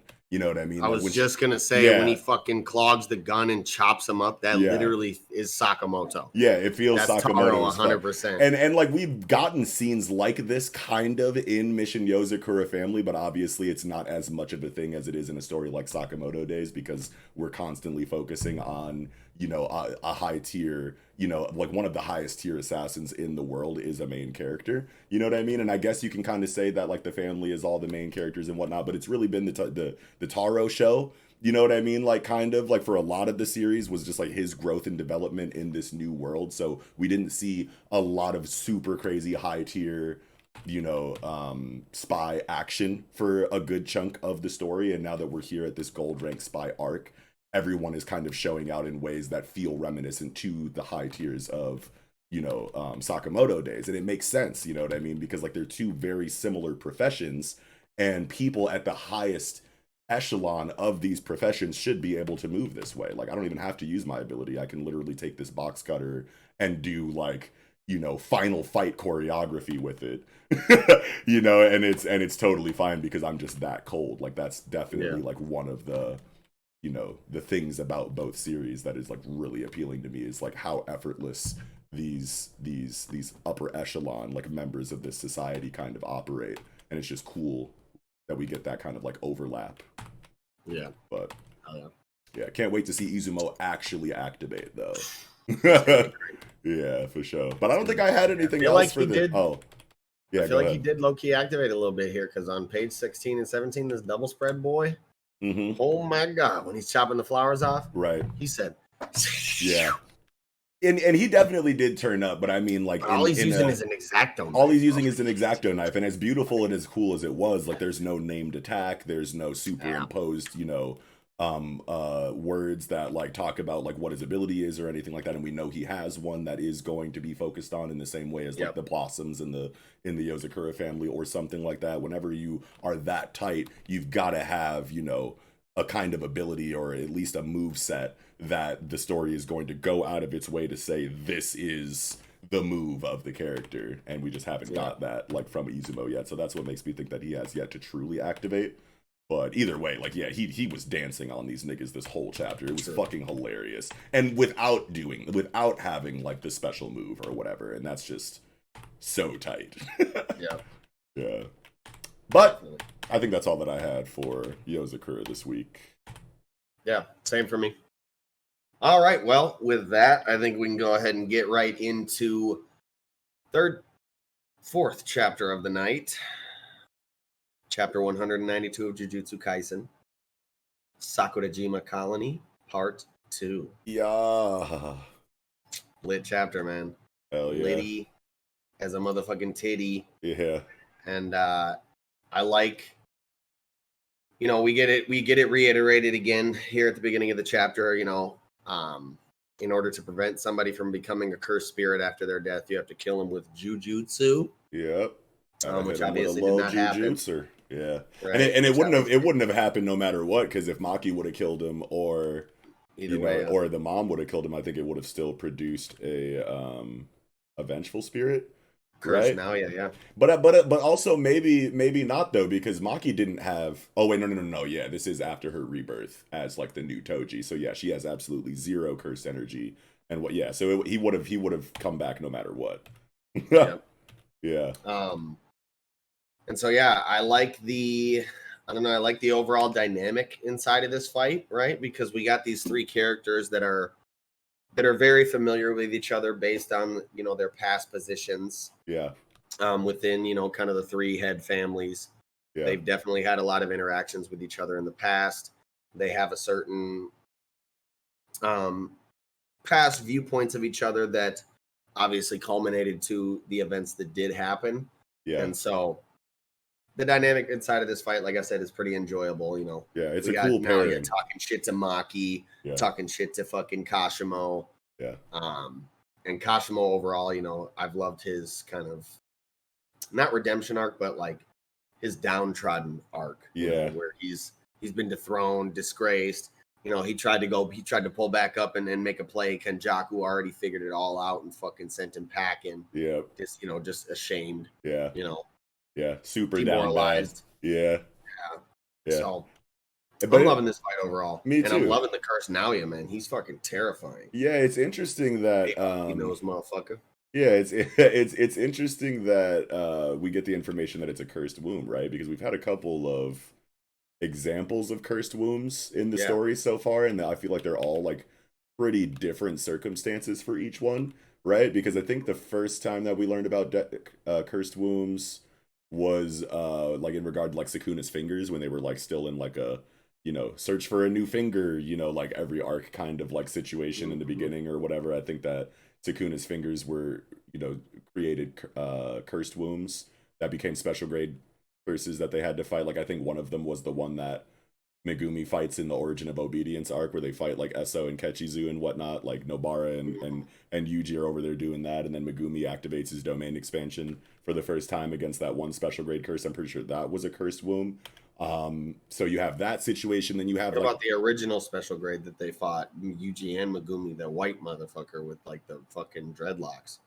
Yeah, the one that took off like Yuji's hand or whatever before he like died or whatever at the end of that arc. I think that might have been I think that was another example of a Sukuna cursed womb.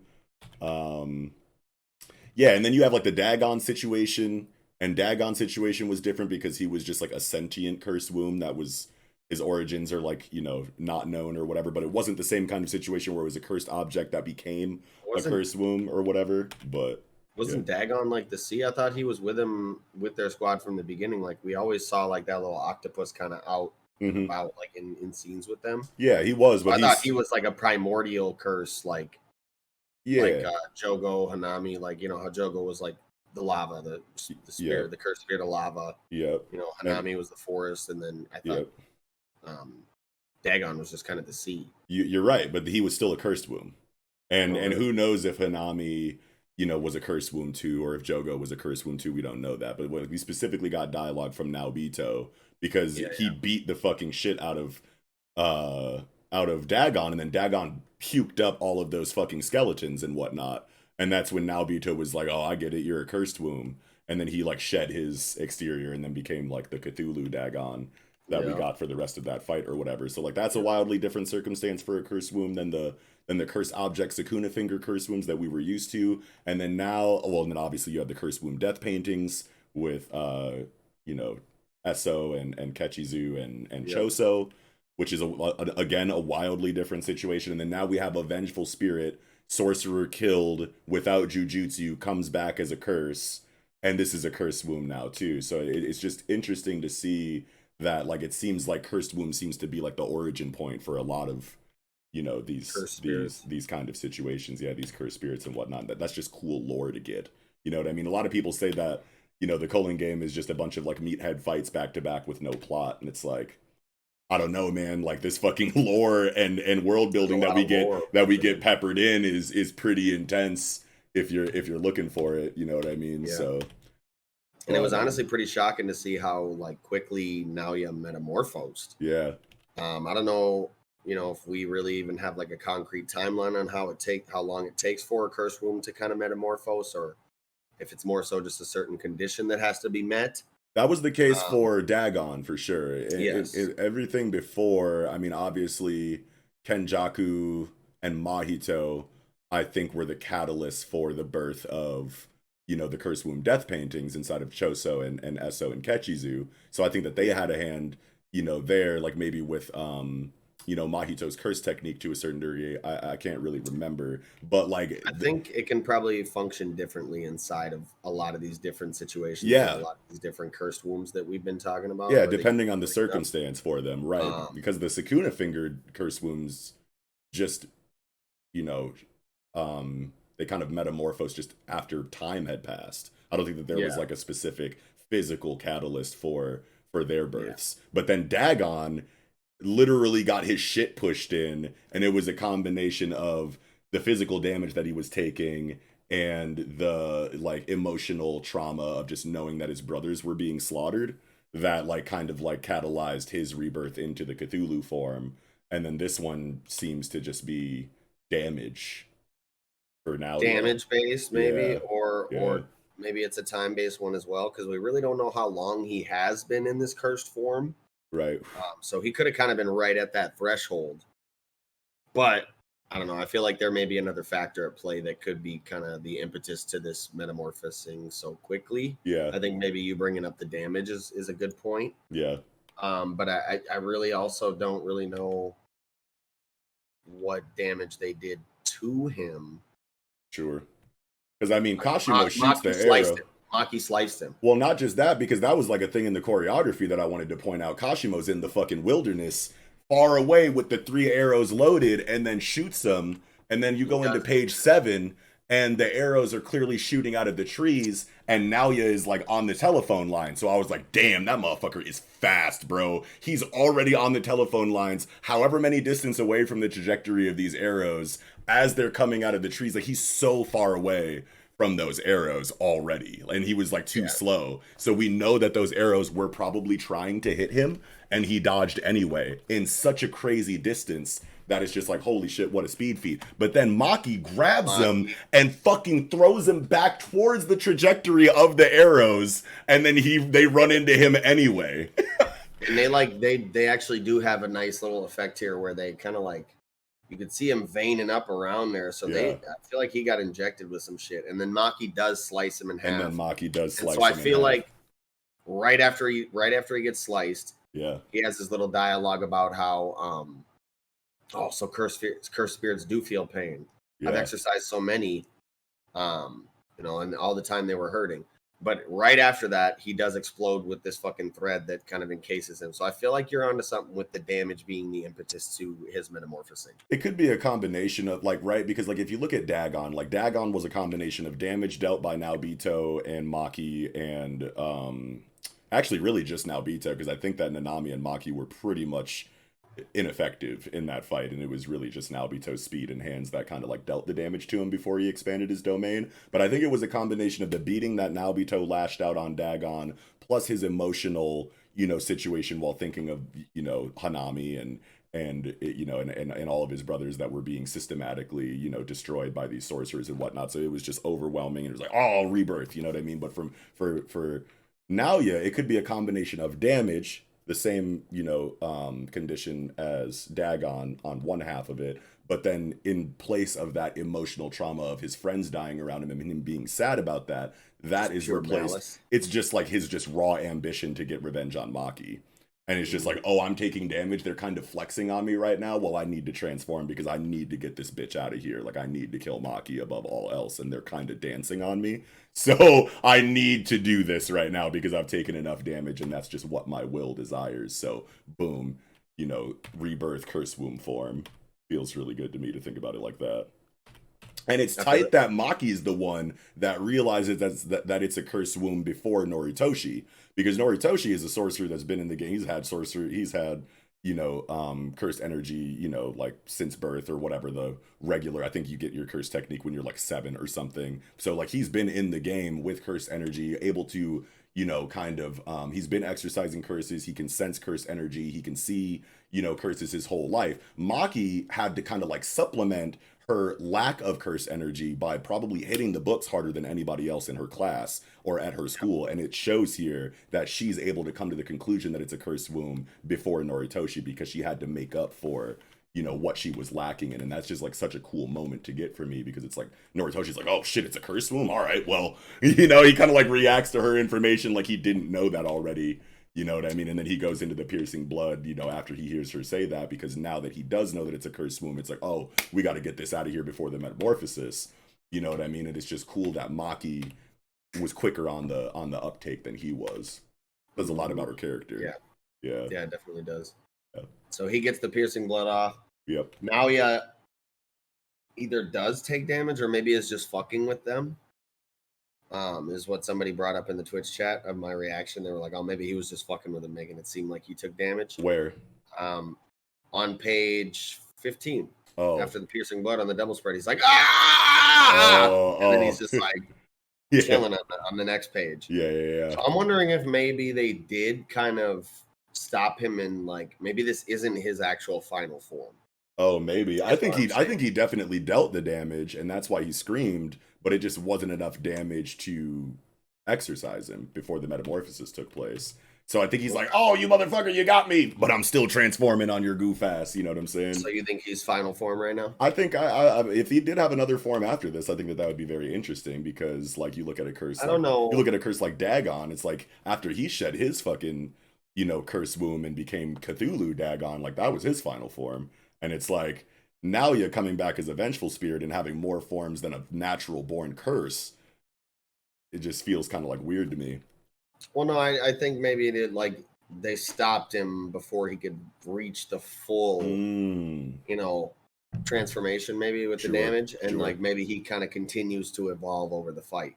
You see maybe these horns that he kind of has like kind of grow out a little bit more. Yeah. Maybe he just kind of develops a little bit more qualities throughout the fight, just because maybe they did slow down the full metamorphosis with that little bit of damage that they got off. And he does kind of like, but it also could be possible. Yeah, like he's full metamorphosis. As wild as this form is, it does kind of, now that I'm looking at this last page, it does kind of feel, not a whole lot, but it does feel like it could be incomplete. You know what I mean? Like he's got like really snaky, muscles and tendons and whatnot, and it feels like the form can be kind of like malleable and maybe even not really a shapeshifter level, but I can just see him twisting himself into different sizes and forms and modes, maybe. You know what I mean? It definitely, like, the design is wild, but it could still be a very preliminary form coming out of the metamorphosis for sure. And we could see him twist these muscles and tendons into a completely different form later, maybe something. Or just an outright other transformation is possible too. But yeah, I don't know. Like if he did fully allow himself to metamorphose the way that he's supposed to as a cursed womb, then like this makes sense for a final form. But it could also not be, I guess, now that I'm thinking about it. So I guess we'll see. I don't know. Well, yeah. I mean, I don't know that he really didn't allow it himself, but I think maybe just the damage could have acted as kind of a stopping point for it. Yeah, like he was in the middle of transforming to his final form, but then the piercing blood hit, and he had to stop it early just to survive. Maybe. Yeah. Yeah. Or it could not even have been voluntary on his part. It just kind of like. This is how far you got before the damage hit, and now that the damage hit, your metamorphosis is done. Yeah. Yeah. Yeah. That's cool. That's cool to think about. Could it like be. That. Yeah. No, but again, I could be wrong. Yeah. It's just. We just got to see. Occurred to me as maybe a possibility. Yeah, for sure. Yeah, it's good to get all the possibilities out because it's like we don't have to like hard commit to like any of these theories that get brought up off the cuff in any of these reviews. We just want to make sure that all of the logical routes that we come up with are out in the open, whether we fully subscribe to them or not. Yeah. Yeah. But yeah, this shit was tight, man. And I love how like they're remembering to show the blood bag that Noritoshi Kamo needs in order to use the same techniques that we see Choso using effortlessly, because he could just constantly regenerate that blood, being half cursed spirit. So it's cool that even though they have like pretty much the exact same fighting style minus the bow and arrow, that it's still different whenever they're in combat a great deal, at least visually. He whipped that bitch out quick too. He said, "Yeah, yes, not quick enough though. Yeah, it wasn't enough. Not quick enough." Yeah. But I don't know. It was a pretty short, kind of just action panel packed chapter of Jujutsu Kaisen here. I don't know. Yep. I don't know that I really had much more on it. I think I'm good too. It was pretty. Besides the curse womb information, and then obviously the vengeful spirit reiteration, as far as that concept goes and explaining how it works and whatnot. Yeah, this was just like all action. So yeah. But beautiful chapter nonetheless. Can't wait for the next one. Can't wait to see how this dude. Yeah. Is Noritoshi like out of there? Is his like chest caved in? Yeah. From this blow, I think he'll come back. I think he's definitely fucked up. Yeah. But like, I think he'll come back. Yeah, play a part. He's a shooter. Like that. Like he's literally like shooters are clutch character. Like clutch shooter. You know what I mean? Like that term is like applied very much to Noritoshi Kamo in my mind right now. Like I think he definitely took this straight to the chin and maybe has like 10 HP left, but as long as he's not dead, he will come back to significantly influence this fight in one way or another, because that is his role as like an archer. You're a clutch shooter. You come in the clutch and, drastically pivot the conflict one way or another. You know what I mean? And I love the paneling on the last page too, where we get like the perspective from behind of him like through the trees and shit with Naoya here, and then he's kind of like superimposed over that panel as well from the front view. Yes, that trash was so clueless. Yeah, so fucking good. We always talk about the good paneling and breaking of gutters. By Gege. Yeah. They're really good can't with praise that. Enough, man. Yeah, and Gege loves this shot too. Gege loves this shot of behind the back camera perspective of someone launching another character into the distance like this. Like you have Maki versus Hanami as soon as she got Yu-Un Playful Cloud. Bapped him and he like blocked it, but then they still went flying into the fucking wilderness from this exact same perspective. And then you have like Dagon versus all of the sorcerers inside of his domain, and he sent the fucking endless death swarm towards Mahito, or not Mahito, but Naobito, and then Naobito hit the fucking simple domain and started like slicing him to bits, but then he ran up with the haymaker while he was distracted by the cloud of fish, rocked him in his fucking face, and he went flying into the distance, kind of similarly to this too. And then in that same fight, Maki gets Yu-Un again and hits Dagon with this exact same perspective as he goes flying into the fucking oasis. So like Gege just loves this shot. And I love it every time they use it. Fuck yeah. Me too. Yeah. But I'm good on Jujutsu. Yeah, I also am good. I can't wait to see what Maki does to deal with Naoya by herself going forward here until Noritoshi comes back into play. I hope she whips out Mai. Ooh. I can't wait to see this. Yes. Yeah, me neither. That's it for me as well. All right, cool. All righty. Well, with that, I think we can go ahead and jump right into the second to last chapter of the night. chapter 361 of Boku no Hero Academia. Abnormal happenings. I almost said abandonment. But the beginning of this chapter was like kind of low key hilarious in a way. Yeah. I believe it was Raph's Revenge that said in like the Twitch chat of my live reaction was like, imagine fighting a villain and their 5-year-old self comes out and just starts screaming at you. Yeah, shit. That shit had me dead. But I am honestly loving this fissure that we're kind of getting shown between All For One and Shiggy. Yeah. As All For One states, you know, neither Tomura nor All For One, but Shimura, you know, the little boy that's like lost somewhere in there, feeling, you know, forgotten, abandoned, confused, scared, and it's that third area. It's that third area of their dynamic that we've kind of like been missing emphasis on. Like, we know that it's always been there in the background. Like, yeah, we know that All For One and Shigaraki are kind of, you know, battling it out for control of this body, but like, what about the Shimura? You know what I mean? Like, what about the little kid in there that's like being manipulated by these two opposing yet united kind of fronts? And it's like, now we're kind of like getting the magnifying glass on that, and it's pretty good. Yeah, and it has me really hyped too, because obviously we can kind of assume that this will act as sort of the impetus in Deku saving Shigaraki, which he's kind of stated that he wants to do. And I personally have been on that train the whole time since he said it. You know, I'm for it. I'm here for it. Yeah. So I definitely, especially because that factor is there, that, you know, he is being taken advantage of and doesn't entirely know it yet, and he has been, you know, manipulated and, you know, kind of groomed into what he is today. So it makes a lot of sense that Deku would see something to save in there. Yeah, and it even makes even more sense that this is, you know, coming out now that he is realizing that he has been played for a fool, and that all he was is really just like a body for him to take over. And so it makes sense that Shimura would be coming out now, because, you know, what else does he have? And so I can't wait to see how this plays a factor going forward.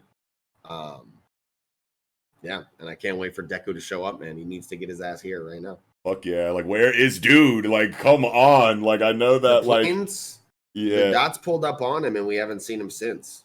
Yeah, and he's got to be moving so fast, and I have no idea like what the distances, you know, are like for real. Like, I know that they're in like completely different locations as far as teleportation goes, and they're having these fights like pretty far away from each other, but he is still moving like insanely superhumanly fast. And I know that, you know, comic books, specifically the comic book medium, likes to play with cinematic time and just time like in general, like, you know, in like ways that are insane. Obviously, you can make a Dragon Ball joke here. You know what I mean? We all know what I'm talking about. You know what I mean? They can make, you know, 3 years worth of content only like 5 minutes in the actual story. You know what I mean? So you never know how much time has actually passed. But where the fuck is Deku? Jesus Christ. But I love that we're getting this fucking big three time, big three shine, big three focus. Nejire's like finally getting some like, you know, personal introspective flashback, you know, narration and storytelling, which I feel like at least I don't remember ever getting for her. I know that we've gotten some like solo Tamaki stuff and some solo Mirio stuff a great deal, obviously. And Nejire is there in their flashbacks, and there have been big three flashbacks as a team, but I can't remember, you know, any time where Nejire's character has been focused on like at all, really. You know what I mean? So it's cool that we get it right now. Yeah. I think you're right. Yeah, like I don't think that we've really had a flashback for her specifically, so it feels nice that we get it here. Yeah. Especially being that, like we learn in her flashback, she's really never had any other friends besides Mirio and Tamaki at UA, and so it makes sense that she would be thinking back to these memories in this situation where they're literally fighting life or death in a battle to the death that's going to literally decide probably the future of the world, you know, if not, you know, only Japan. Right. And so I don't know, I can't really imagine a situation with more dread than that. Like, just knowing that, you know, the people you care most about could possibly die, but also having the hope that, you know, you guys together may be able to kind of overcome those impossible odds and do it together, and with everyone else as well. You know, it's like, fuck. Yeah, that was well said. It is kind of, it's pretty dready, man. This is like as dreadful as it gets, because like not only like to your point about how you could potentially be watching all of your closest friends and family members die on this battlefield, but also your life is at stake. And I know that that doesn't usually mean as much to characters in stories like shonen manga, because they're a lot of the times they're very selfless and very ready to die for the sake of others a lot of the time, and a lot of these protagonists. But that is still a factor that we know is looming on everybody's minds, whether we get focused, you know, words on it or not. Like everyone is scared to die in this situation. Yes. And you can kind of feel that without dialogue, because the imagery and just overall art is just so well represented in facial expressions and demeanors and shit. And it's just like, man, like what a situation to be in right now as a fucking teenager. Yeah. So on page 8, Hado kind of gets like bitten in her side. I got somebody in the Twitch chat again kind of pointed this out to me. I had just kind of missed it. Yeah. Do you think this is a serious wound? It looked to me like it was just kind of like a flesh wound, nothing too serious. Just a point to show that they're not just like entirely dancing on this guy, and he's still getting his hits in, like even throughout, even though their teamwork seems to be like really on point. Like you got to make sure that you have that hope despair trade off inside of at least damage when you have a fight of this scale and this scope against like the really effectively the big bad of the series. Yeah, yes, it is the big three, but they are not the main characters. So you you kind of do worry like, yo, is this damage too big? Like what could possibly happen? But I think we could be pretty certain that this isn't like a mortal wound. You know what I mean? Yeah. Or anything like that. I think it's just to showcase that like these characters are going to take damage in this too, and you should be worried about that, at least on like an entirely like narrative level for the sake of the characters, whether you like actually worry for their well-being and safety or not. Like as a reader, like she did just get a big chomp, seemingly. Maybe not a big chomp. It does look, I don't think pretty surface level. But they did make a point to show that she got bit in her torso. So it's like, oh shit, what does that mean? How much more damage are they going to take, et cetera, et cetera. Dirty ass mouth. Dirty ass mouth. Where's that mouth been? Exactly. Like, ew. But hey, man, I think it's time to talk about, you know, what is my opinion, the biggest part of this chapter, man. Big Tamaki fans. Big Sun Eater? Here eating, bro. You already know I've been a Tamaki stan since day one. Day one. We get confirmation here that his quirk is also one that's considered to be kind of like a quirk with no upper limit, and that he can literally just like continue fucking gorging himself with different shit and gain property after property after property from all these different foods. Yeah. We also get that he can like eat and gain the properties of different energies or shit that's not even food, and gain the properties of that or people's quirks and shit. Hold on, like, where's that at? That's literally, you can see all this shit on this last double page spread plus Nejire Hado's energy. You think she just encircled him with it, or do you think he ate that shit? I guess I just assumed that was like illustration to represent the like sporadic increase in mass. You know what I mean? Like I thought it was just like this thing is continuing to get bigger, and these are just the impact waves of its growth.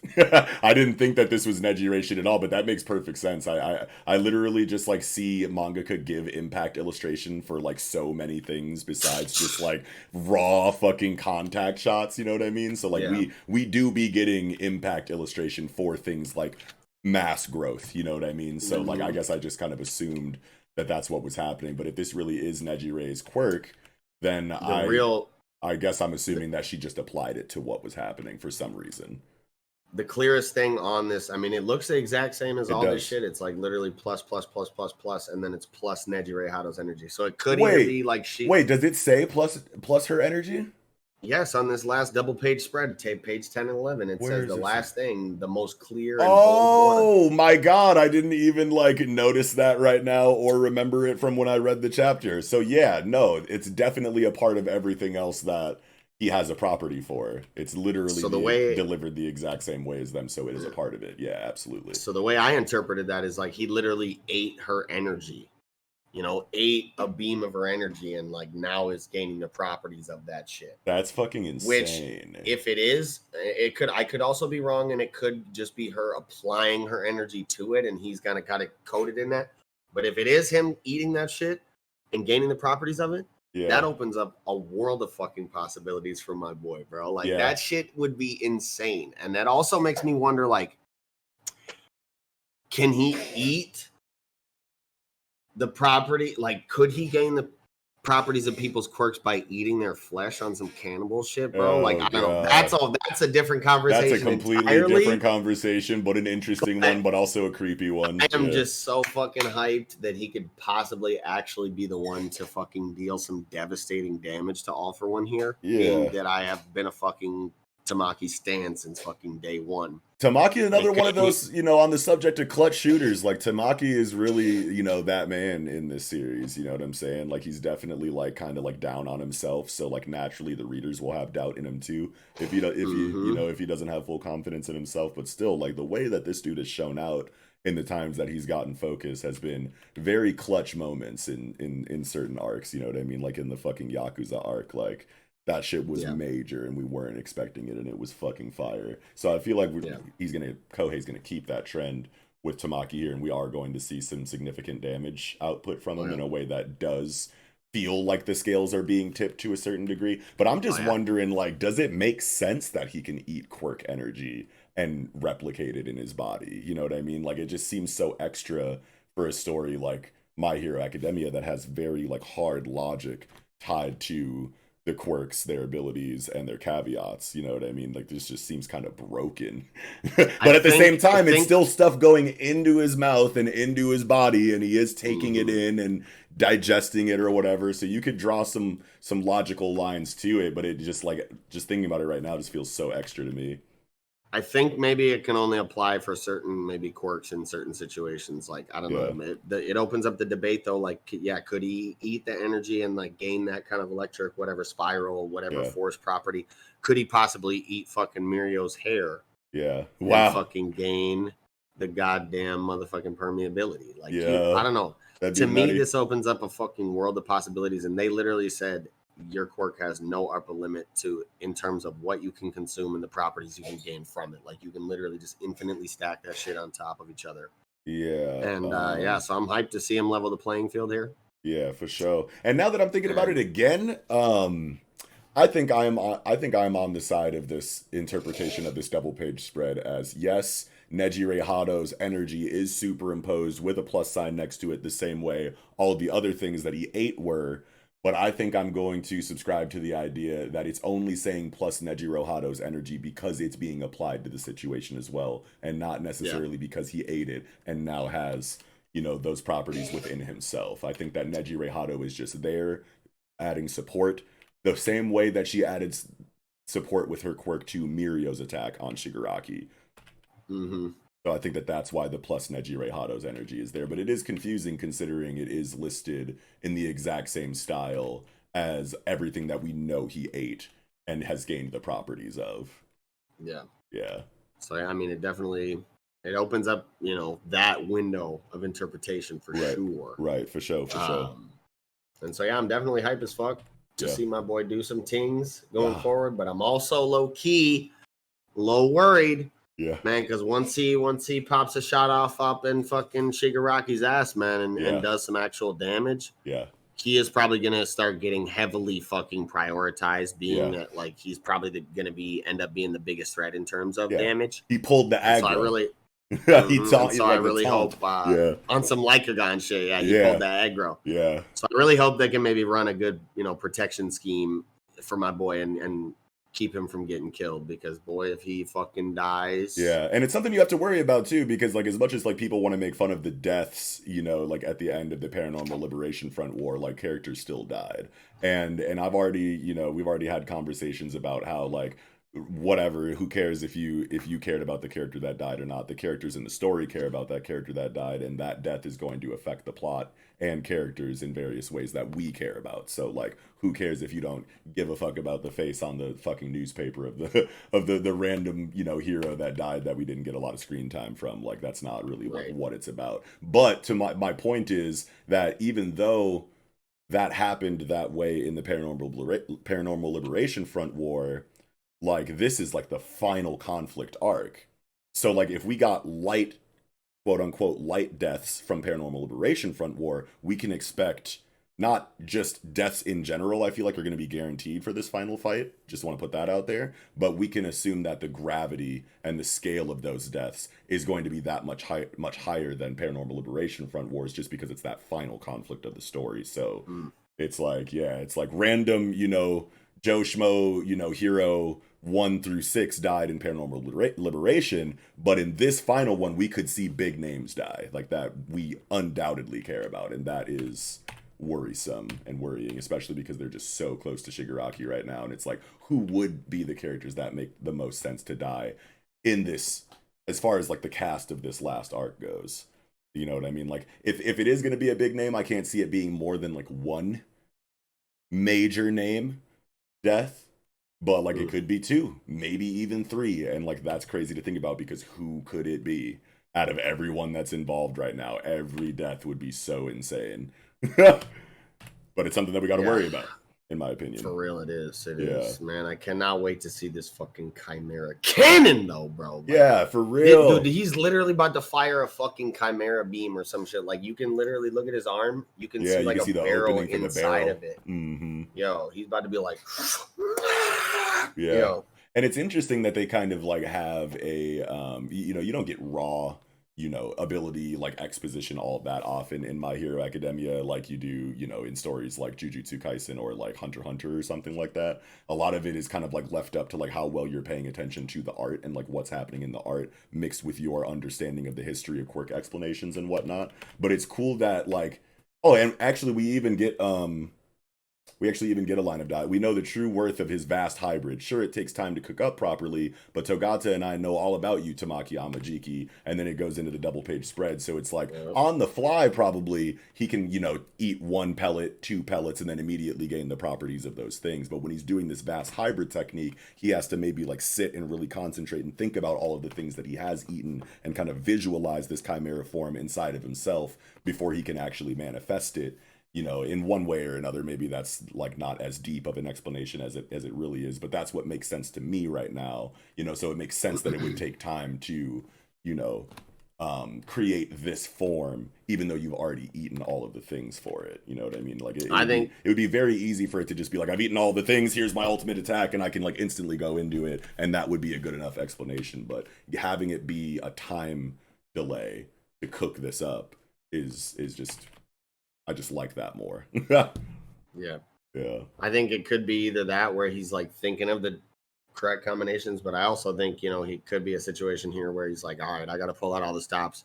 Yeah. I'm just going to literally like, eat every fucking pellet I have and just go crazy. Yeah, and then just fucking open the floodgate or whatever. But it just makes me think of, you know, characters like Momo, you know what I mean, with her creation. She has to like legitimately know how these things are built and, you know, composed in order to effectively recreate them with her quirk and whatnot. So just knowing that we have characters like that have a lot of like internal mental math to do to manifest their quirk, this seems like it could be one of those. But it also is a very feral, bestial, you know, kind of technique that doesn't, it's not recreating, you know, a fucking steel girder or a fucking gun or, you know, like something that has like defined, you know, measurable, you know, properties to it like Momo. It's just like the essence of these animals that I ate, and that could come out quickly or it could take time to cook, and it makes sense either way. Yeah. I think the objective at this point is to, it seems like, you know, Tamaki's pretty well set up here. He's got like, dude, he's literally got like a fucking insect leg tripod on this fucking cannon, like multiple supports. I'm counting like 6 legs. 1, 2, 6, 3, 4, 5, 6, 7, maybe 8 legs on this thing. Oh yeah, because I saw tarantula, so it would have to have at least 8, right? Yeah. So this shit's gonna be insane, but I'm betting they're gonna try now to maybe get, you know, Shigaraki to slip up for a second or maybe like plant him in a spot for a second so that he can really get a solid shot in with this fucking cannon and do some serious damage. Yeah, I can't see Mirio like being one to like take this strategy, but you never know considering the scale of the circumstances and the threat level. But like the beginning of the chapter, you know, Mirio sees that him talking about, you know, his friendship life has created a certain kind of response from Shigaraki. And it is kind of like funny in the moment where he's like, sorry, bro. Like, I didn't know that was gonna, freak you out, like, to that point. Like, but Mirio did notice that is, creating that kind of a response. So will Mirio, in order to create this blind spot for the Chimeric Cannon, go back into that bag and be like, your friends never liked you? Maybe not your friends never liked you, but like some other kind of line of dialogue that will bring the Shimura, back out of Shigaraki for long enough for the Chimeric Cannon to hit. Well, that's definitely a possibility, but something else that's super tragic and fucked up that I don't want to happen, but that I just thought about happening is that, like, this is literally the special beam cannon, bro. Mirio is about to fucking, like, hem Shigaraki up for a second. Yeah. And, like, Tamaki's going to be like, bet, I'm about to get this shot in. Like, Mirio's going to go, impermeable at the last second. Yeah. And the shot's going to go right through him. Yeah. But Mirio's about to be like, nope, I don't even want to, like, chance going impermeable for that split second because this dude's fast and strong enough to probably get away in that split second and not take lethal damage. So he's literally going to fucking take the shot. Yeah. And it's going to be the special beam cannon. I'm getting big special beam cannon vibes from this shit right now, bro. Fucking Dragon Ball Saiyan saga type shit. And he's got him fucking hemmed up like Goku, like Goku and fucking Raditz. And Tamaki's like, go impermeable at the last second, bro. And he's like, yo. And then that's still not enough to beat him? That would be so fucking probably not. Oh my god, that'd be so devastating. It's like, Mirio, how many times are you going to do this? Because that's so in character for him to do that, what you just said. That is so in character for him to do that. And it's like, but is Kohei going to give us that again, is the question. Man, that would be so devastating. But it would for sure probably allow them to get at least a big enough injury off on Shigaraki to, like, stave him off and slow him down until Deku can show up. Yeah, I definitely hope that it wouldn't be, like, entirely in vain, obviously. You know what I mean? Like, because you never know a situation like, okay, that happens. Mirio takes the shot, goes through him, mortally wounds him, but then also does a fuck ton of damage to Shigaraki. It could be handled in a couple of different ways. It actually is effective in the moment, but then they don't have any other way to capitalize on that, and then eventually he regenerates anyway, making the sacrifice totally in vain, and then Deku beats him all entirely on his own, power or whatever after the fact. That would be, like, worst case scenario. That would suck so bad. Oh my god, please don't do that. But, like, he still can't regenerate, though, because he's got the erasure happening to him. Yeah, and then, like, maybe, something happens with the erasure that, like, makes that ineffective, and maybe they blink, or maybe they get taken out or something, and he is able to finally regenerate before the final fight with Deku, because you want to assume that they'll be, like, full power when they fucking, clash or whatever, just to, like, up the epicness scale of it or whatever. You could talk about that, too. But, like, the other possibility is that either does or doesn't happen, and the shot gets off anyway, whether Mirio sacrifices himself for it or not. But, like, if he does sacrifice himself for this damage to go through, then I would hope that damage would continue to be there and be a factor in the defeat of Shigaraki after, like, Deku pulls up and then has the final fight or whatever with him. I would need, if they were to sacrifice him, I would need that to come back in the dialogue in some kind of way. Like, oh, if that motherfucker didn't fucking shoot me, then I would have, whatever, just so that it, yeah. Didn't he lose the hyper regen? Like, entirely? I believe he, like, I'm pretty sure from he Star lost and the Stripe? hyper regen to Star and Stripe, yeah. Oh, but can he still, like, regen, like, on a smaller scale? I think so, maybe, but, like, not instantaneously. Not instantaneously like he was before? Okay. I'm just thinking of a situation. But his body is also, like, apparently fucking, adapting in weird ass ways that allow him to just, like, his shoulder can puke fucking poison out and just do weird shit. So who knows what the fuck will happen if he gets a hole punched in his fucking chest. Yeah, I would just hope that, like, if a scene like that did happen, that, like, the damage stayed until he was defeated, so that I didn't feel like it was, like, because it's like, that's, like, insane levels of dread, you know what I mean? Like, that would make me feel so shitty. Like, you did all of that, and yes, you got some damage on him and it's all cool, but by the time Deku shows up, he's basically 100% for the sake of that fight. I'd be like, fuck, dude, that sucks. Yeah. Yeah. I mean, at the end of the day, it like they would have bought the time, so it wouldn't have been totally in vain because like if not for what everybody's done, like Shigaraki would have been off this motherfucker and destroyed it and on to the next fight, fucking shit up. You know what I'm saying? Yeah. So like it's not in vain either way, but like it would be a very, very dreadful and like just demoralizing situation if like they did all this and like in the end he does fucking like kill them. Yeah. Fucking beats Eraserhead's ass and Monoma and like Deku then regenerates or some Deku shit. Pulls up and he's like just finished regenerating, like everybody's laid the fuck out and he's like barely made it. And then Deku's like yeah, like if it is done, like the execution can be stellar and it like Kohei could write the shit out of it probably no matter what. But just thinking about the situation right now just like makes me feel so sad and makes me feel like that would be so lame. But because like I'm thinking of it like from the perspective of like, is Kohei going, or from the idea that like is Kohei going to give us a full powered Shigaraki versus Deku final fight?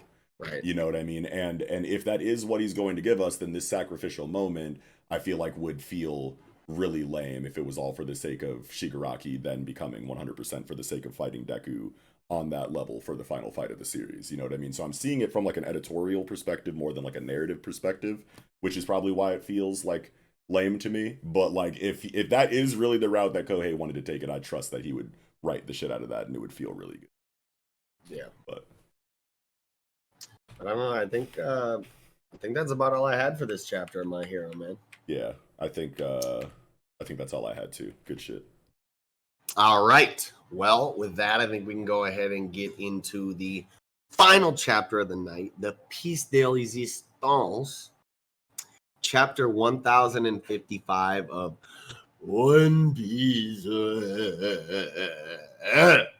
A fucking massive chapter of One Piece, man. Yeah, dude. And I don't know, man. Raizo got straight up fucking drained, bro. Yeah, that's crazy. He might be out of there. Like, I wonder if they'll be able to treat that and how. Yeah. Right? Like someone getting all their shit leached out of them like that. Yeah.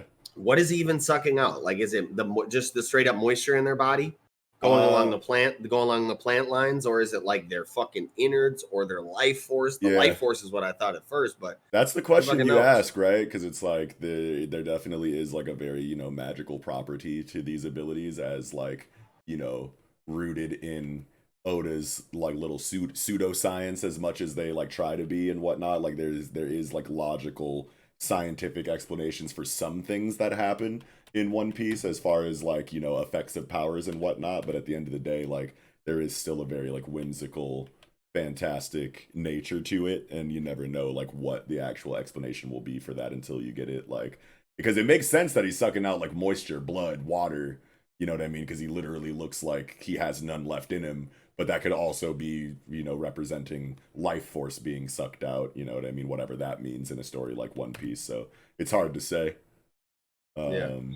But yeah, Raizo looks I want to get your thoughts. Yeah. Real quick, I want to get your thoughts on the Woods Logia, only because you haven't been on the show to talk about it since it was revealed, I don't think. And sure.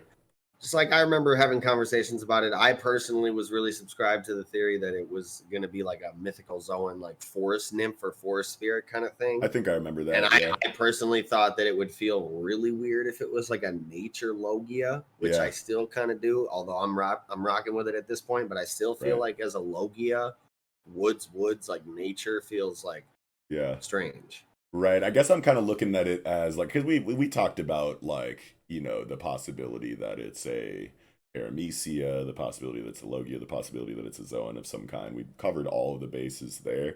But like when it comes to like One Piece and power and abilities and whatnot, it's like, so like Aokiji, for example, it's like Aokiji can make himself ice, and then when he takes damage, that's represented in the form of the ice just breaking apart or whatever. And you know what I mean? And, so basically, and whether or not that's him, preeminently, activating, using observation hockey to like break himself apart before the damage gets there or whatever that is, it's still represented in the form of like, you ran into me, but like because it's ice, it's just going to break apart and I'm going to reform because I'm a Logia. Then you have characters like Smoker and, Borzolino, Kizaru, where the effects literally just go through them because they're like actually intangible. You know what I mean? And that's like kind of like what we're used to inside of like Logias, where it's like there is no physical contact really of any kind. Like you're just passing through me kind of damage or whatever, damage, negation, nullification, dodging, whatever. But then like with Aokiji, it's not that way because his Logia is a solid one. And I guess I just kind of assume that the explanation for this one and how it feels good as a Logia is that like same kind of effect. Because if you look at Swamp Thing comics, Swamp Thing is in tune with the green, which is the nature energy of the planet. So as long as there is plant life, he will constantly have a place to put his consciousness in and regrow from it. You know what I mean? So when Swamp Thing takes damage, it's physical, splinters, you know, moss set on fire, like whatever, things are physically happening to him, but it doesn't matter because he is nature. You know what I mean? So I guess I kind of attributed that to this Logia situation for the wood shit.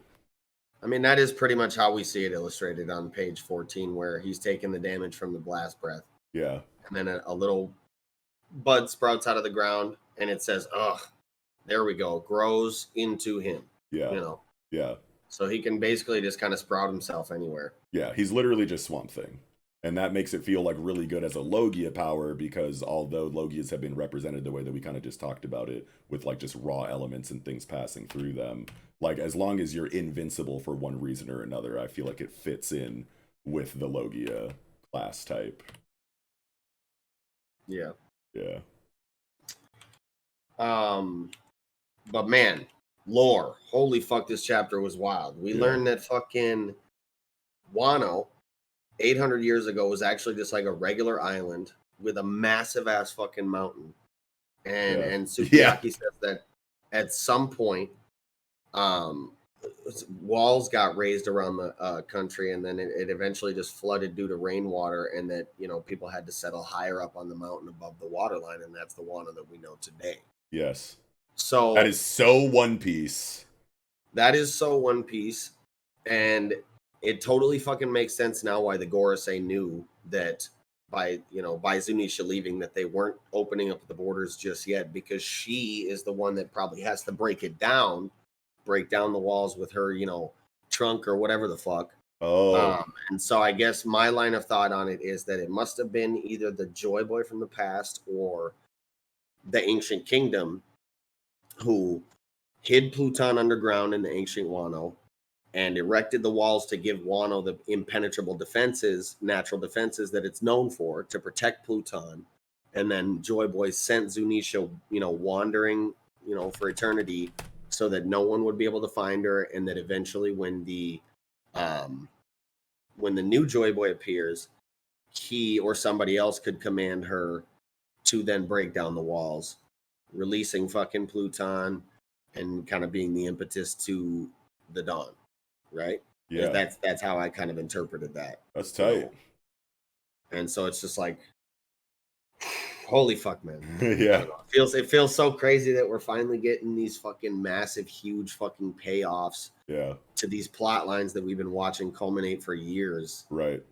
And it's just so fucking exciting, man. I can't wait to see fucking more. Yeah, and like to your idea about Zunisha coming in with the trunk and like breaking the walls down and shit, it's like that's the kind of shit that like makes so much sense for One Piece, that like all of these players are in play and we don't know how they work together, and then as soon as you find out what their roles are, the shit kind of just like fits together like a puzzle. Like, yes, Zunisha is so big, of course they have a trunk big enough to tear these fucking walls down.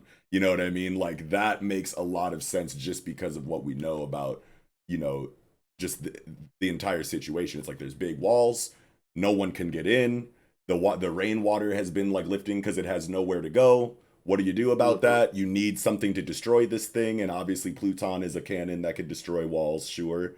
But like also Zunisha is right there, and if Zunisha came in and did that, it'd be like, duh, oh my god, yes, why didn't I predict this or whatever and whatever. And it's also kind of like reminds me of the Ashura Kingfisher One Piece ending theory from like way back in the day on like the Oro Jackson and Arlong Park forums back when they were a thing, where he was talking about how like, Yeah, like he was talking about how Pluton's gonna be the weapon that blows up the reverse mountain. Then once the reverse mountain is gone, all of the seas converge into the all blue, and like it just fits together like a puzzle, like in that way, you know. And like that's why when you said that shit about Zunisha like being the thing to knock the walls down, it just like made me think of Pluton destroying reverse mountain and that Ashura Kingfisher theory, and I was just like, man, like Oda is so like good at creating that kind of like vibe in his story that things will come together like that perfectly. Yeah. Even though the Ashura Kingfisher shit obviously hasn't happened and it's just a theory or whatever, but it's just like, I don't know if I'm making sense, but like that kind of event just sounds like it makes so much sense for a story like One Piece. Yeah. Yeah. Yeah. Man. Also, you know, Robin Zoro shippers apparently in the mud, and Robin Law shippers winning right now. Oh yeah, no, I definitely thought about that, bro. Like when I read this chapter, and I think it was maybe the last chapter where they were walking up, you know, like Robin was walking through that tiny little tunnel to go like find like another room that Sakazuki was like pointing him to or whatever, and Law just like instantly teleported to it, and she was just like no fair or whatever, and he was just like get over it or something. I was like, oh, they're gonna do the thing. This is the shipper shit right here. Hey, no fair. Yeah, type shit. But I don't know. I guess this shit is just wild. Like, we got the road poneglyph here. Yeah. We got 3 road poneglyphs now. Law also has, you know, this one. I don't know if he can interpret them or what, but he probably has been taking etchings, or at least, you know, maybe he's got a photographic memory and he's just memorizing these motherfuckers. And just listening to the voice they have. Maybe. But can Law do that? He has the voice of all things. Oh, does he? I didn't even know that. When did we get that? So. I think he was on Zoe. He was one of the ones getting the headaches when Zunisha was calling out. Oh, cool. So yeah, and I believe he may have also made a dialogue note about how, you know, he heard a voice from the poneglyph from inside the mountain from inside the whale as they were walking up, or as they were going down the shaft or something. But anyways, yeah, they talk about, you know, why would Odin want to, you know, open up the borders? So that to me is further kind of evidence to the fact that like the walls were erected by the ancient kingdom, and they eventually planned for them to be torn down, you know, when the next Joy Boy came around. And that's, you know, it was written about at Laugh Tale, you know, on the poneglyph or something like that. I mean, that all tracks for me, right? Yeah. So that's kind of crazy. And I also love the resolve, I guess, that we see from Momonosuke and company, you know, the Akazaya, in terms of like them saying, like, look, you know, we've already got the help that we asked for. Yeah. So now it's our responsibility to like run and protect this country from anybody who might try and come fuck with it. Right. And not only does he want Yamato to like be able to be free and like live their own life and make their own decisions, but along with the samurai line of thinking, they're like, it would also be shameful for us to continue asking for more and more help. So like, we really have to stand up to this dude right now, and we cannot continue to ask for help, even though we obviously know, you know, Luffy and the gang are will hold us down. Yeah. But like, it definitely feels good inside of that like samurai archetype, honor code type shit. Yeah. Honor code, bro. Bushido. But see, like what's tight about it is the line of dialogue on 11 in the middle panel. If we must ask for help from those who are about to leave, then we will never be able to protect Wano. And honestly, I think that the translation might be better in the TCB for this one, because I remember reading that and it just felt like it made so much sense and it was so powerful. I'm about to pull it up right now. He was like, if we still have to depend on the people who wish to leave, how can we look at any of you in the eyes and say that Wano is safe with us? Bangs way harder in the unofficial translation. Good. And along like the same lines as always, but like, you know, the different verbiage does kind of slap a little harder. Right. It's like, how can we tell them that we got it after these motherfuckers leave if until the very end we needed their help until they left? Yeah, like, no, we have to do this right now.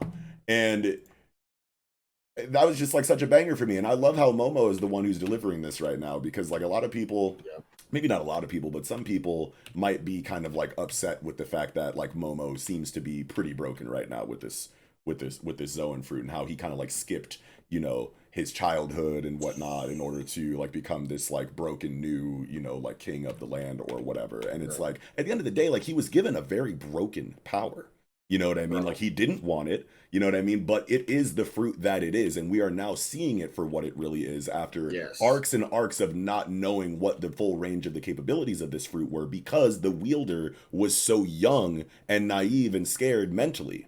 You know what I mean? Like he has always had this power, but like he just didn't know how to use it. And the fact that it's taken multiple One Piece length arcs in order for us to finally see it does not feel cheap in any way to me. You know what I mean? And on top of the fact that he has this damage output now, Oda is still going out of his way to let you know that he's not as nice with it as he could be. You know what I mean? Like his aim is off. You know what I mean? Like things like that, you know, that let you know that he's not just, you know, final form OP, you know, Momo just because he got, you know, just because he got matured 20 years. Yeah, you know what I'm saying? Like but at the end of the day, like this is just us knowing that this has always been a very strong devil fruit, and we just haven't been able to see what it can really do because of Momo's character. So I'm very happy with it. Yeah. We always knew for sure that it was going to be something, but we never, like you said, really knew until like, especially we got to look at Kaido's fruit, and then we noticed kind of the similarities. Right. But it's definitely super insane that he was able to pull off a full blown blast breath here. Yeah. And actually blast Buddy through his fucking chest. Yeah.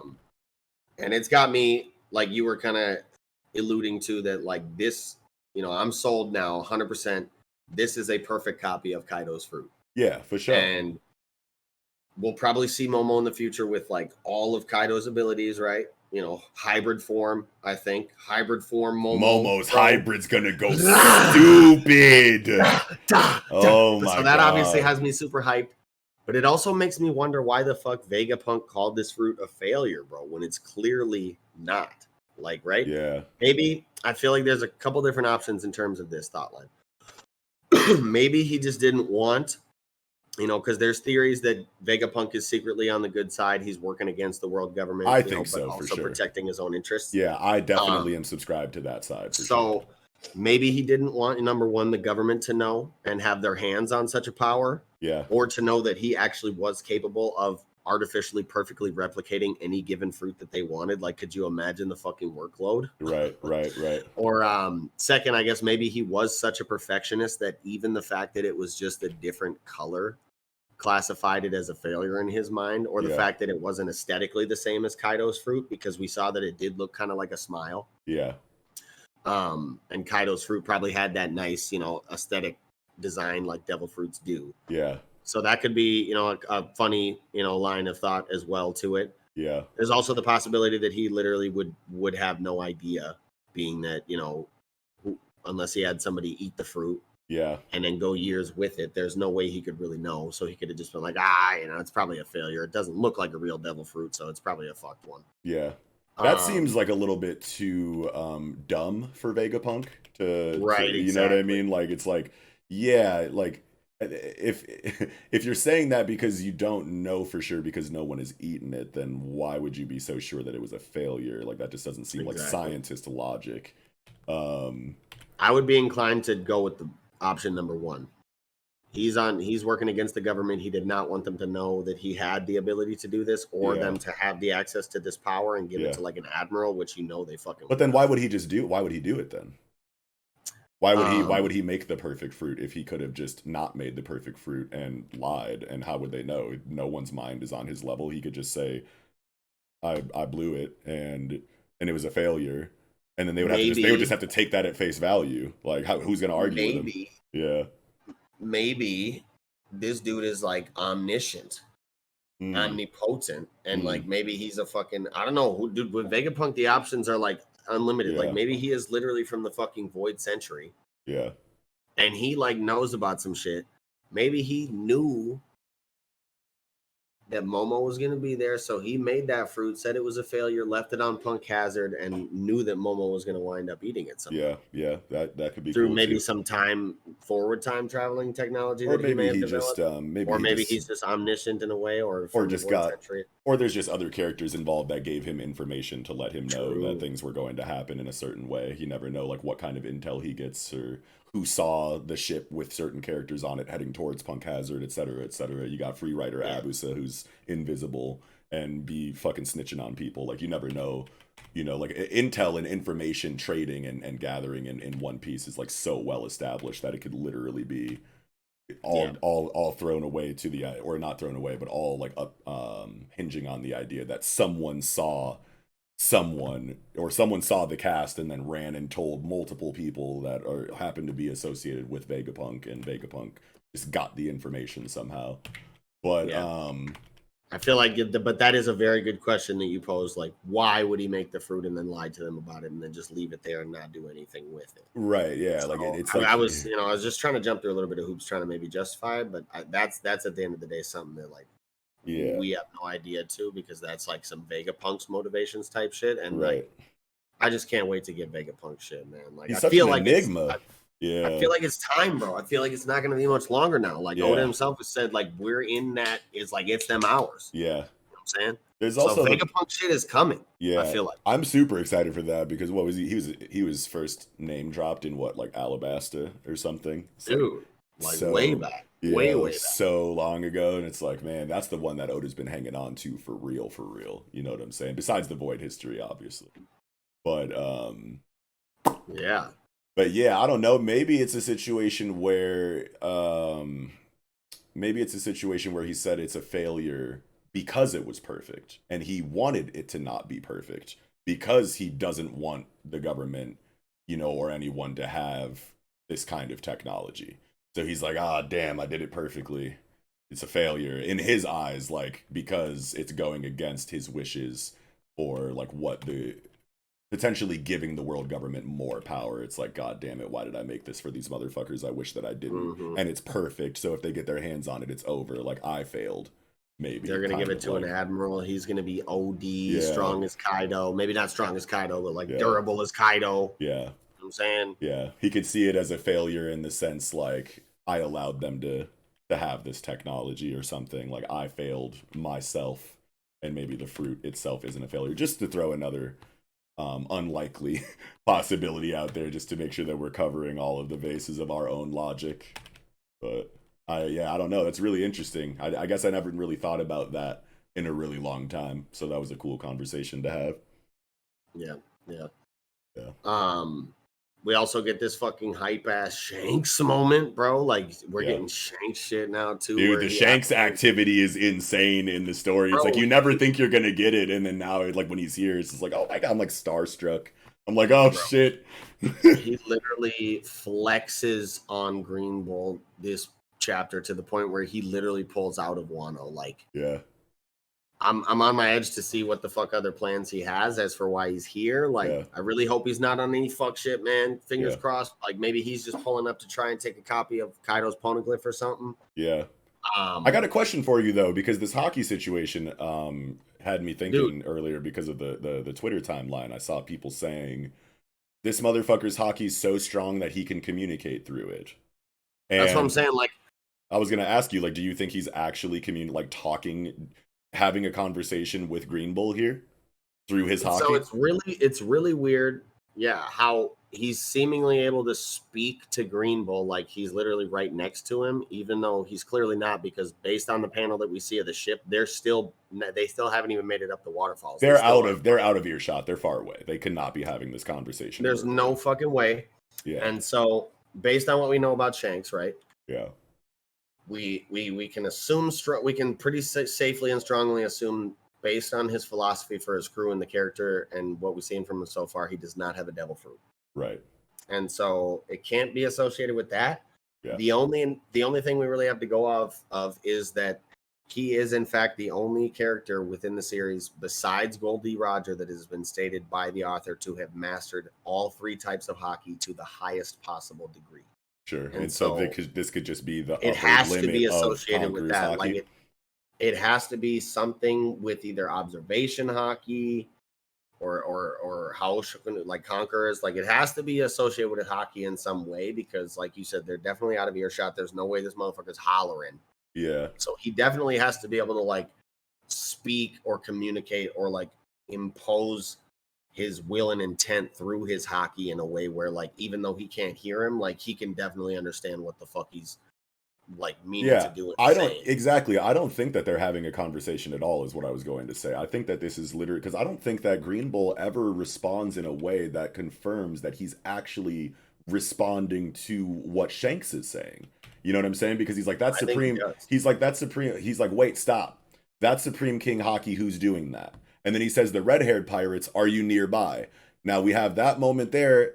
So, but then we also have the moment at the end where Luffy seems to be able to put it together that that's Shanks' hockey as well. So, like, and obviously Luffy isn't communicating to Shanks through his hockey. So he didn't get the information that this is the red-haired pirates because Shanks told him, right? So then there's one example of him not responding in a way that actually confirms that they're having a conversation. And then Shanks is sitting here going, now I'm not accusing you of fighting dirty, Navy man, but when the new shoots that just changed pirating history are exhausted from their feet, don't you think that what you're doing is a bit much? Are you that afraid of the new era?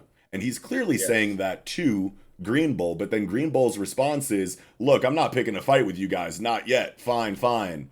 You know what I mean? Like, that doesn't seem like it's a direct response to what Shanks just said. He says, are you that afraid of the new era? And he says, I'm not trying to fight with you. Right. And it makes sense for him to say, I'm not trying to fight with you, because he's locked down by Shanks's hockey right now. So I don't think he can hear any of these words personally. I think the most indicative thing for me that he can maybe like possibly hear the words is the fact that, like, when Shanks is talking, dialogue bubbles of Shanks are superimposed over a panel of Green Bull in which he does have that like reactive Ulysses bubble where he's like, oh shit. Like that to me is the biggest thing that you could say is indicative of the fact that he is actually hearing what he's saying right now in some way, shape, or form. Right. But I mean, there's really nothing. You could also just say that that's just him like reacting to the hockey that he is being affected by right now. Like, also, the other thing to me would be the scree. What is the scree? Yeah, the scree. Yeah. Is that like a that's the hockey tuning into his fucking shit, and now you can hear what Shanks is saying? It could be that. It definitely could be that, but it also could just be the will of Shanks hurting him. You know what I'm saying? Like, that could just be a sound effect for, and it doesn't even look like it's a sound effect, honestly. It's coming out of the gutter like it's a dialogue bubble. So, like, honestly, I think it's supposed to be confusing. I think we're supposed to have this conversation. Oda wants people to not be sure of this and talk about the possibilities in one way or another, because it is honestly entirely too vague for me. And people seem to be like for sure and confident about the fact that he's communicating through hockey right now. And like, I think that it is like purposely ambiguous. I think the other thing that you could say is pretty indicative of it, of the situation being that they can hear, or he can hear him, is that like it would seem pretty dumb for Shanks to speak in this way as if he can hear him and he's right next to him when he can't, right? Right. Maybe this is just like, would seem pretty dumb. Like the dialogue in itself would be pointless. People talk like this all the time. People talk to other characters from their position far away with no one else hearing them out loud all the time in One Piece, I feel like.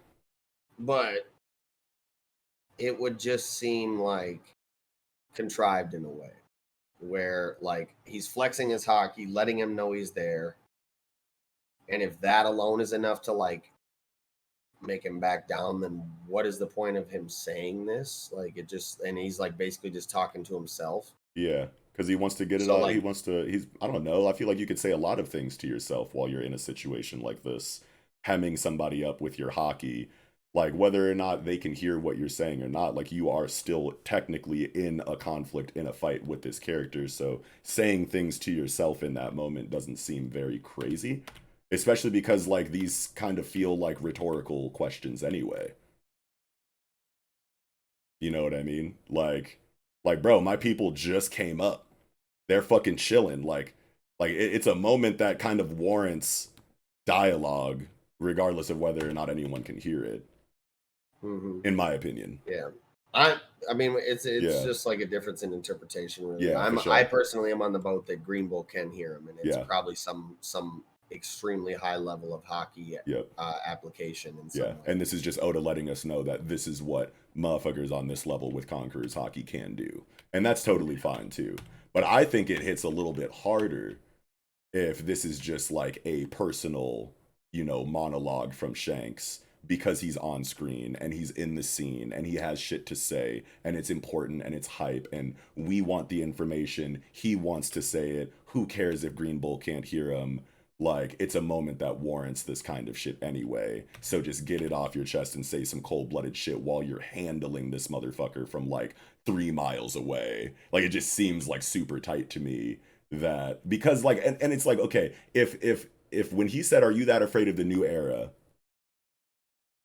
Like, if Green Bull's response was clearly in response to that, then like it would be no question, obviously. You'd be like, "Yo, man, I didn't know these guys were that serious to you or meant that much to you. You must be friends with these guys or something." Like, my bad, bro. Like, then there would be no question at all. I think you could argue that it is. Look, I'm not picking a fight with you guys. Shanks is not like the new, like, what is the new era? Is the new era just everything after Roger? Because then obviously Shanks is a part of that. You know what I mean? But like, the new era seems to be like indirectly in reference to the worst generation, the Supernovas. Shanks isn't a part of that team. So Green Bull saying, "Look, I'm not picking a fight with you guys," in response to "Are you that afraid of the new era?" just feels just so vague and like it's not a hard confirmation that they're having a conversation with each other to me. I mean, with what we know about Shanks being that he's somebody who tries to usher in the new era, he saved Luffy from the Sea King, gave him the hat, put the dream in his heart. Yeah. You know what I'm saying? Like, yeah. It tracks for me that like these are fighting words from Shanks, and like he understands, like, if you continue to do this shit, I'm coming up this fucking waterfall and I'm about to whoop your fucking ass. You know what I'm saying? Yeah. So are you that afraid of the new era? Do I need to fucking come up and continue, like, get closer and give you these fucking this hand? Yeah. And I'm looking at the difference in the translation on the TCB too right now. And when he says, when Shanks is like, "Does the new age frighten you that much?" is what he says in the TCB. And then Green Bull says, "I get it already. It's not like I want to pick a fight." In the first dialogue bubble, then in the one right next to it says, "With you guys." And then the last one says, "Not today anyway." And that's like pretty different than, "Look, I'm not picking a fight with you guys. Not yet. Fine.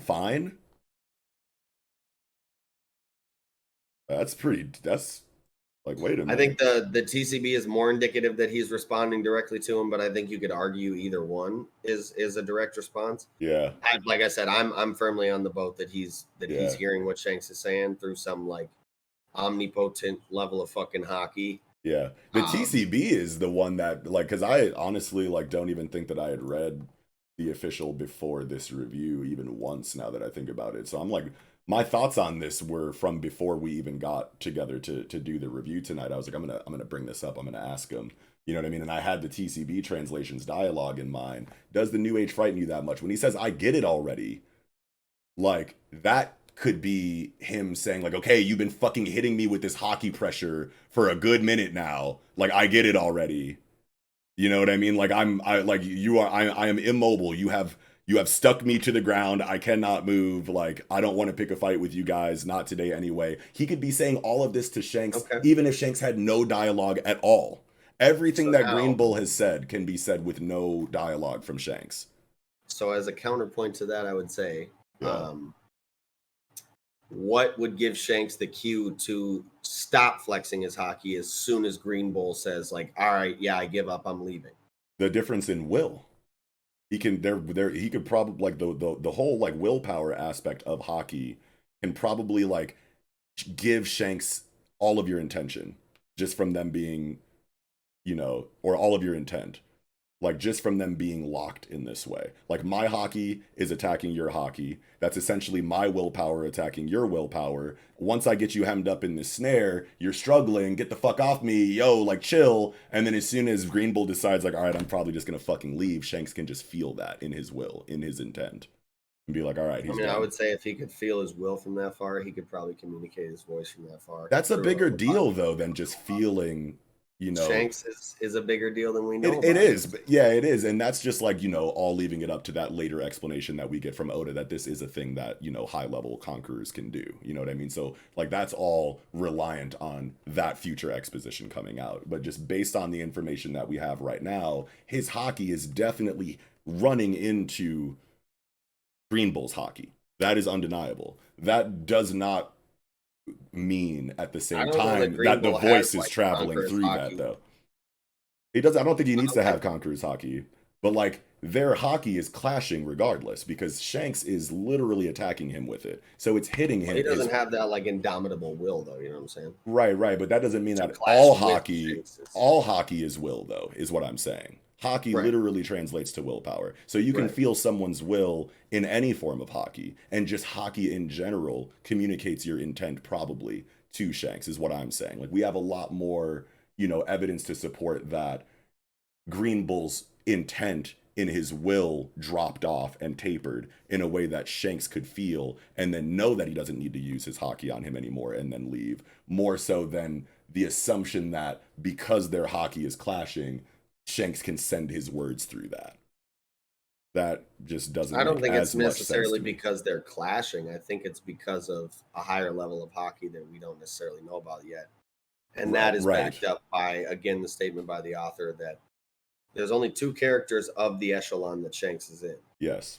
Him, Goldie Roger. Yes. Neither of which we have like a full, you know, deep dive into what they're capable of with their hockey mastery. Yes. So it's not, you know, it's definitely not a long shot that like this could just be a very, very high level of hockey application that only Shanks has access to. I'm with that. I'm entirely with that. Like when the exposition comes in for it, I'll be like, fuck yeah, that's awesome. But based on the information that we have right now, I would rather not make an assumption that because he's a high level hockey master, he's able to speak through his hockey over great distances to people.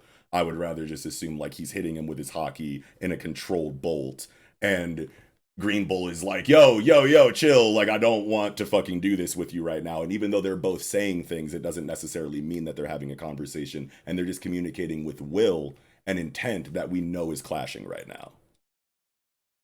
Yeah. I mean, I think there's a good bit of evidence to support that he could be fucking tossing his voice here, but shit, let us know in the comments what you think about it. I'm sure you guys will regardless. Yeah, for sure. I guess another thing is that it's really weird how another thing worth noting actually is that people are also thinking this silhouette in the top left corner of page 16 is possibly Shanks' daughter from the movie, Uta. Oh, sure. And that this is the possible, like, you know, potentially hinting her official confirmation as a canon character. Oh, I mean, there's not much to go on aside from the silhouette being, you know, aesthetically similar to what we see from her design, but it's hype, so worth mentioning. I'm more interested in the silhouette on the bottom middle panel of page 15 because Shanks is standing there and looks like he got a hand on Griffin. And just based on like the position of his body and whatnot, like that ain't the arm that can grab it. You know what I'm saying? So like hockey arm theory might be in full effect right now, just based off of this silhouette right now. And I've been in that camp for a long time. So I saw this panel and I was like, that's got to be what it is. I've had a couple conversations with Kichi and some others about like what we really could be looking at here. But that definitely looks like a left arm grabbing the hilt of that sword. I think it looks, I don't know. What does it look like to you? I don't know. It could be the right, just kind of grabbing it like this. Yeah, but it doesn't look like the wrist is in the right position for that. And the meat of the fist is above the wrist. So, like, if he would have to be... Like this, though, how he would have to reach across. It does. Maybe maybe his thumb is towards the camera and he's grabbing it like this and not like this. He's grabbing it with his like, oh man, this is really hard to do on a podcast. like he's getting ready to pull it out. You know what I'm saying? Yeah, but see, like that doesn't make sense for the right hand to be on the sword if he was going to pull it out traditionally, because like there's clearly meat of his fist above the forearm line, right? That could be this part, is what I'm saying. Like you see how it's kind of similarly cocked in a way. Right, but you're grabbing it like from, dude, this is really hard to do like in this setting right now, to have this conversation right now like this. Like this basically is what I'm saying. Like he's grabbing it like this. Well, turn your back to the camera so that we can actually yeah. Okay. Yeah, but see, like that doesn't make sense though, because the way that the rest of the fist meets the forearm, like it feels like it's just makes so much more sense that it's the left arm, because that's just one fluid, obvious. Like if he did have a left arm, like if he didn't lose his left arm and we got a silhouette of a dude grabbing his sword like this, we would all be positive that he was grabbing it with the left arm. But because it's Shanks and he doesn't have a left arm, we have to create logic for why the hand is shaped like this on the hilt. And like the only one that makes sense to me is if he's grabbing it like you know how Zoro does Rashomon tech, you know, like his two sword style, he's like grabbing it, you know, like shit. Oh my god, this is really hard to do. Grabbing it from like the opposite end, you know what I mean? Like he's, hold on, let me stand up. So if I'm like this, then that would mean that I'm either, okay, so this is my left arm in this perspective, okay. So I think he's with his right arm grabbing it like this. Yeah, there we go. With his arm on it like this, and then can pull it out like this, not like this. You know what I mean? Because if he grabs it like this, then that would explain there being, you know, that like big bulbous like fist meat above his forearm. But if he's grabbing it like this, then like it doesn't make sense for that much meat to be up past the forearm line. This sounds so crazy trying to explain this. I think he's literally grabbing it like this and not traditionally, like, you know what I mean? He could honestly just be reaching right across and grabbing it like this too. And like the meat that you see is just the ball of his fist, and like the stringy arm is going up the wrist. Right. I don't know. I did not think that was going to be that difficult to try to explain. So I'm cool with it being, you know, the right hand, whatever. But as a motherfucker who's been in the Shanks Has a Hockey Arm camp for a very long time now, I saw this and just went like, that's my proof until we actually see this motherfucker fight. So even though it makes a lot more sense that it's the right arm, I'm saying left arm until we know. As well. Yeah. With the hockey arm as well. That would be a really cool way for Oda to show it, you know, to foreshadow it. That would be a brilliant, you know, this silhouette is obviously clearly based on the conversation we just had, a pretty polarizing silhouette. So Oda be liking to create, you know, fan divide like that with this kind of shit. There's a moment that earlier with the fucking communicating through hockey shit, and I know that was on purpose. I know he left that shit vague and ambiguous just so that people would have conversations like we just had. So another thing in this chapter that is low key that I feel is worth mentioning is that in terms of the old layout of Wano, Onigashima existed on a lower peak, but still very, very high peak above the land of Wano.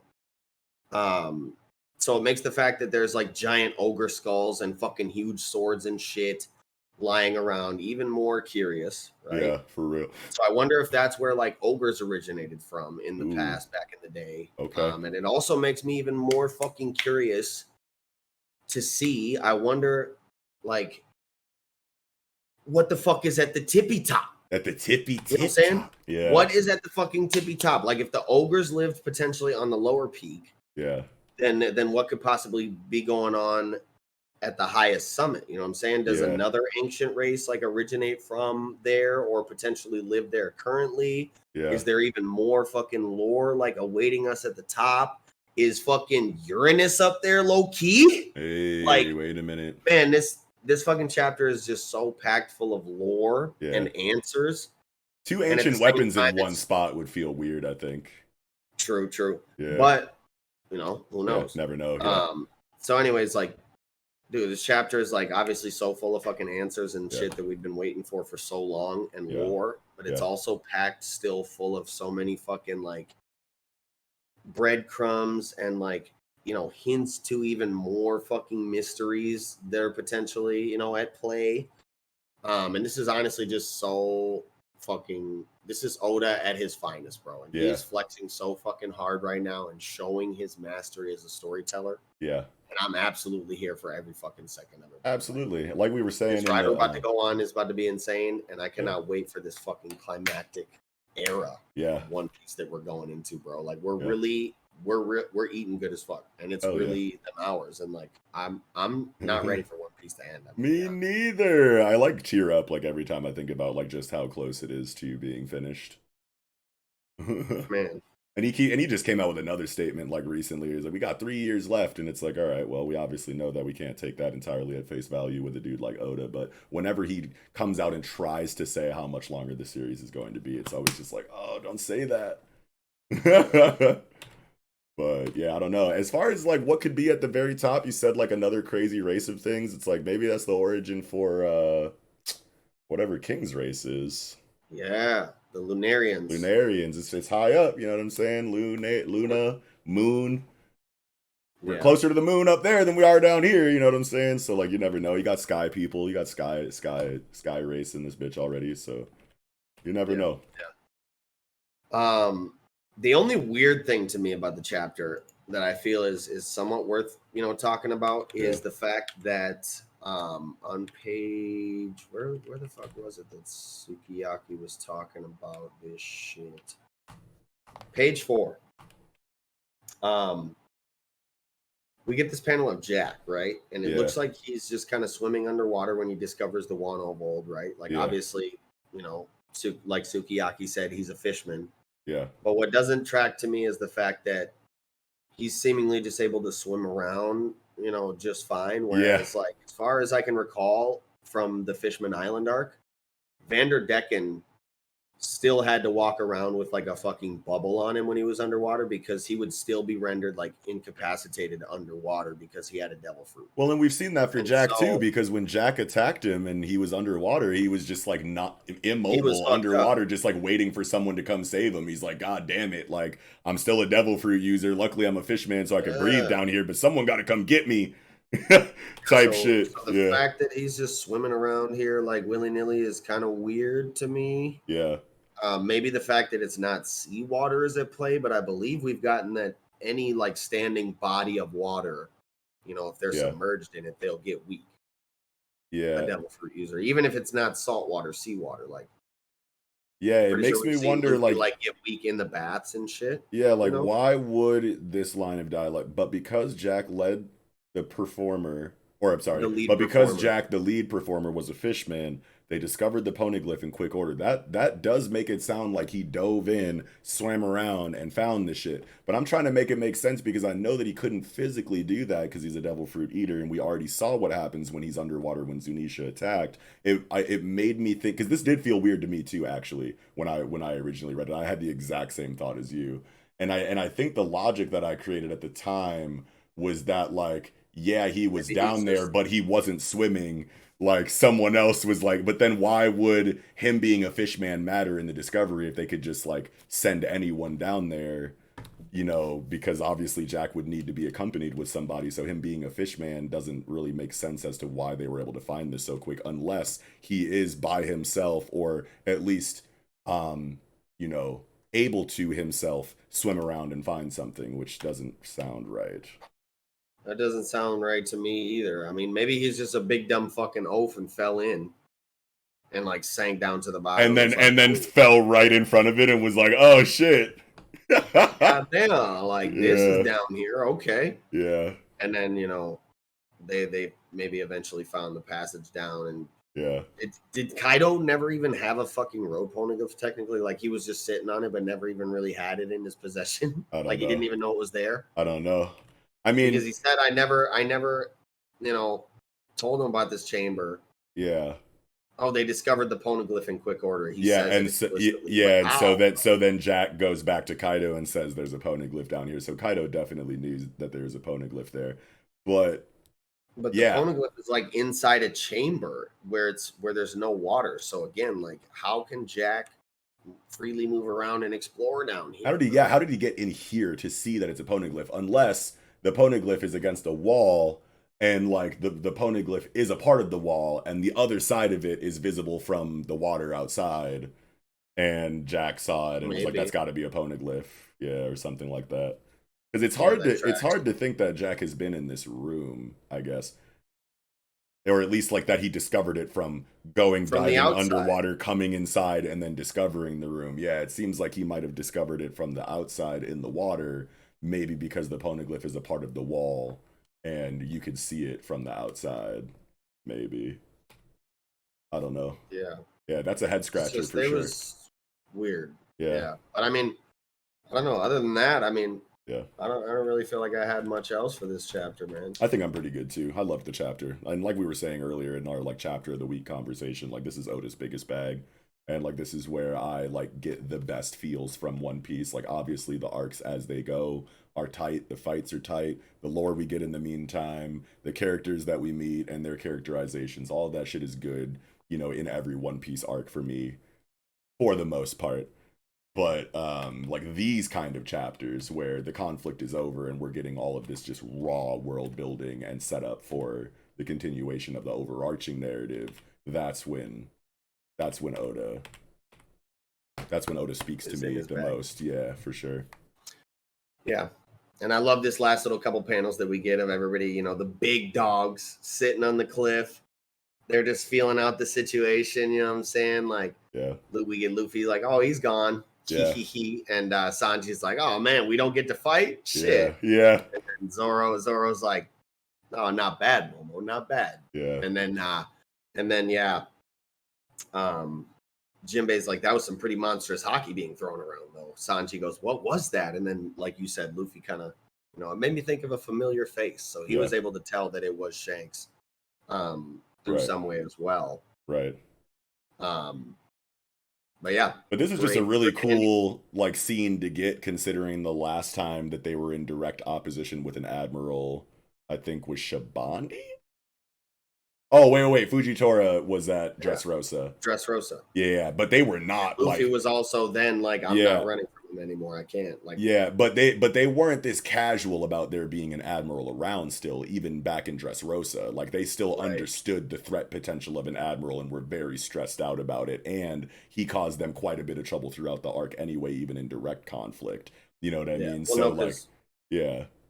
Well, Zoro even said in Dressrosa, like, yo, that's an admiral, like, let's get out of here or whatever. Right, and that was when Luffy was like, no, we can't run from these types of people anymore. If we want to be these motherfuckers, we got to be these motherfuckers. You know what I'm saying? Exactly. And then now to have this next admiral encounter be one that is just so chill and casual, eating fucking takoyaki on the cliff, like the Ayazaka 9 got ready to activate. Literally ready to activate. They're like feeling it out. They're like, did they got it? Did they got? And you can tell, like, if it even went slightly in the wrong direction, they were about to.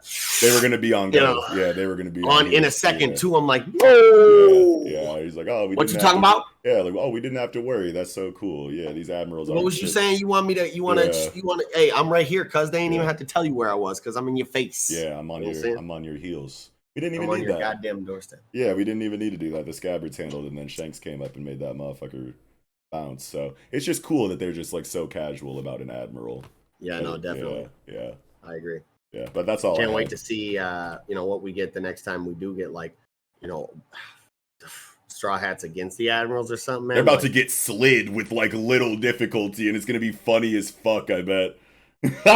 Maybe not slid with little difficulty, but like it's definitely going to be like more hype than stressful. It's gonna be like, okay, they came to dance on y'all this time. Like, y'all been making my guys run and like kind of like clapping them up like the entire series, but like this next Admirals are gonna get slid. Yeah. Like, I thought you said the Admirals are gonna slide. No. I think it's definitely going to be like more of a flex the next time Admirals are involved, because like it's all like as we're going towards like the final arc of this, all of the previous threats that have been a big deal in the story are going to be, you know, less and less threatening because of the growth of our team. You know what I mean? So it's like it almost feels like Wano is kind of being used as a way to communicate to the audience that the admirals were the scariest thing you ever saw in your life pre-time skip, but based on where we're at in the story right now, like they're about to be less and less of a problem as we make our way to Laugh Tale and to get this One Piece. Like the admirals are not as like what you thought they were anymore, type shit. Or we're at least on their level. Yeah, you know? yeah. But, and again, it doesn't seem like Green Bull's necessarily like petrified, afraid. Like he's literally kind of talking shit on his way out. Like, oh yeah, you know what I'm saying? We'll get you later, type shit. Yeah. Like I'm not ready right now to fight your whole crew solo. Yeah. But like once I got my mans, you know what I'm saying? Aokiji. Yeah. Or not Aokiji. Once I got my man's fucking, you know what I'm saying? Fujitora. Fujitora. Yeah. You know what I'm saying? Akainu there. We got the whole Navy there, bro. Like, we'll take that's a big deal no matter what. Absolutely. But I feel like in terms of like single admiral combat, I feel like the fucking Straw Hats got that at this point, and it's not. The same. Like if you go back to Sabondi right now with the Straw Bats, like Straw Bats. Like this is pretty much it. Like Kizaru pulls up. You know what I'm saying? He's making his way through. You know what I'm saying? And they're not running, like they're chilling. They're like, okay, do we got to activate right here? Like we want to do this right now. Like we could do it right now if you want. You know, it's like similar to like how Rayleigh kind of like was to Kizaru. Yeah. You know, when they kind of like clash, it'd be a very similar like dynamic. Kizaru would probably be like, you guys got too big. You guys are super strong now. Oh shit, I don't know if you guys are kind of scary now. I don't know if I really, type shit. Yeah, you know, but like, if it was all the fucking admirals on a team, like that's a problem for any character in the series. Oh yeah. But like, I feel like in terms of like how they feel about the admirals in general and what Oda is trying to tell us about how the Straw Hats kind of scale in comparison to an admiral, it's not really anything to really be worried about anymore, and that just feels really cool. Yeah, we're on their level now. Oh, and especially if it's the monster quartet against one. Right. Yeah. Oh, we mopping them. Yeah. We out here. Yeah. Rangang, we gonna hit him with the motherfucking gomu gomu no. Diaburi jambe. Santori. Hamiwara Seiken. Come in on him like, what the fuck you talking about, bro? Get the fuck down. Yeah, fuck yeah. Yeah, no, I think that's all I had for One Piece. Wow, man. Goat piece this week. Yeah, I'm good too, man. Incredible chapter. Incredible week in Jump. Fuck yeah. Well, shit, that'll do it for this chapter of One Piece, and that will do it for this week's episode of the Project Manga Podcast. Thank you all so much for watching. If you did, be sure to slap a like on the video and subscribe to the channel. Like I said, fire weekly content coming out, you know, all the time. Comment down below. Let us know what you thought of this week in Jump. You know, chop it up with us down there. Anything we missed, if you feel like, you know, just let us know. As we said before, description box, you can find links there to all of our social medias like Twitter, online communities like Discord, audio listening platforms to consume the podcast on, as well as the link to our Patreon if you wish to support what we do even more than you do, you know, just by watching it. And also, we love you. So yeah, with that being said, this will be another stupendous episode of the Project Manga Podcast. Wrapping up, I'm your host, Eagle. Knox. Peace.